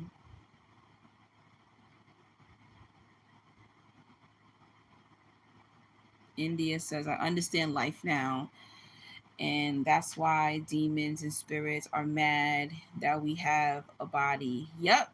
Those spirits need to jump into our bodies in order to survive. That's so true. Very, very true. But I'm going to get out of here, guys. It was wonderful talking to y'all. Hopefully, y'all enjoyed my retrograde stories. And you know, don't say too much this month. Listen, do more listening this month until Mercury retrograde is over, and pay attention to the synchronicities, pay attention to the signs and symbols, pay attention to all the tests that are going on. All right? We're all being tested spiritually, but I think that we need to do more listening because we're overlooking the lessons, we're overlooking the signs and symbols of God trying to make us revisit certain things to make sure all right, I'm over that. Or have you really healed from certain things? Um, you know, you're being tested to see where your mind and your heart is at. And how would you know if you're not going to be tested? You can't just heal from something, go through something, let go of something, and then it doesn't swing around the block to see, okay, have you really learned your lesson? You know, it kind of sorts out. It's kind of almost like a training in a sense. You know, you don't do healing work and then God just goes, okay, you can just start living your life. No, you do the healing work, you get tested, and then you start living. I noticed that. Oh my gosh, my stomach is growling. Did I eat dinner? I think I ate some shrimp earlier. But yeah, pay attention to the test, do the healing work, face whatever emotions you are facing. Don't hide them. Write your manifestations. Get you a manifestation book and write it down. This energy is very powerful right now. All right, very powerful. And I'm telling you, I'm going through this right now, where most of what I wrote in this book came to pass, and then some other stuff popped up that I did not even know was going to happen. So definitely have faith and write this stuff down. Okay, guys? I love y'all. Have a great week. I'll be back on live soon. I don't know when, but maybe sometime later on this week. Um, I'm just going to try to recover from my birthday weekend and get through my cycle and just relax until it's time for me to work that part time, that temp job that I'm going to work. They haven't emailed me yet. I don't know my schedule. Hey, Rhonda. Thank you for the birthday love. And thank you to anyone who sent me a birthday gift, financial blessing. Thank you so, so much. And we'll talk soon. Look at that. It's thundering, about the thunder and lightning now. And we'll talk soon. Bye, India. Bye, Paradigm. Bye, Lottie. Thank you for hanging in there with me. It was great talking to you. Bye, Rhonda. Peace. Love you guys. Talk to you soon.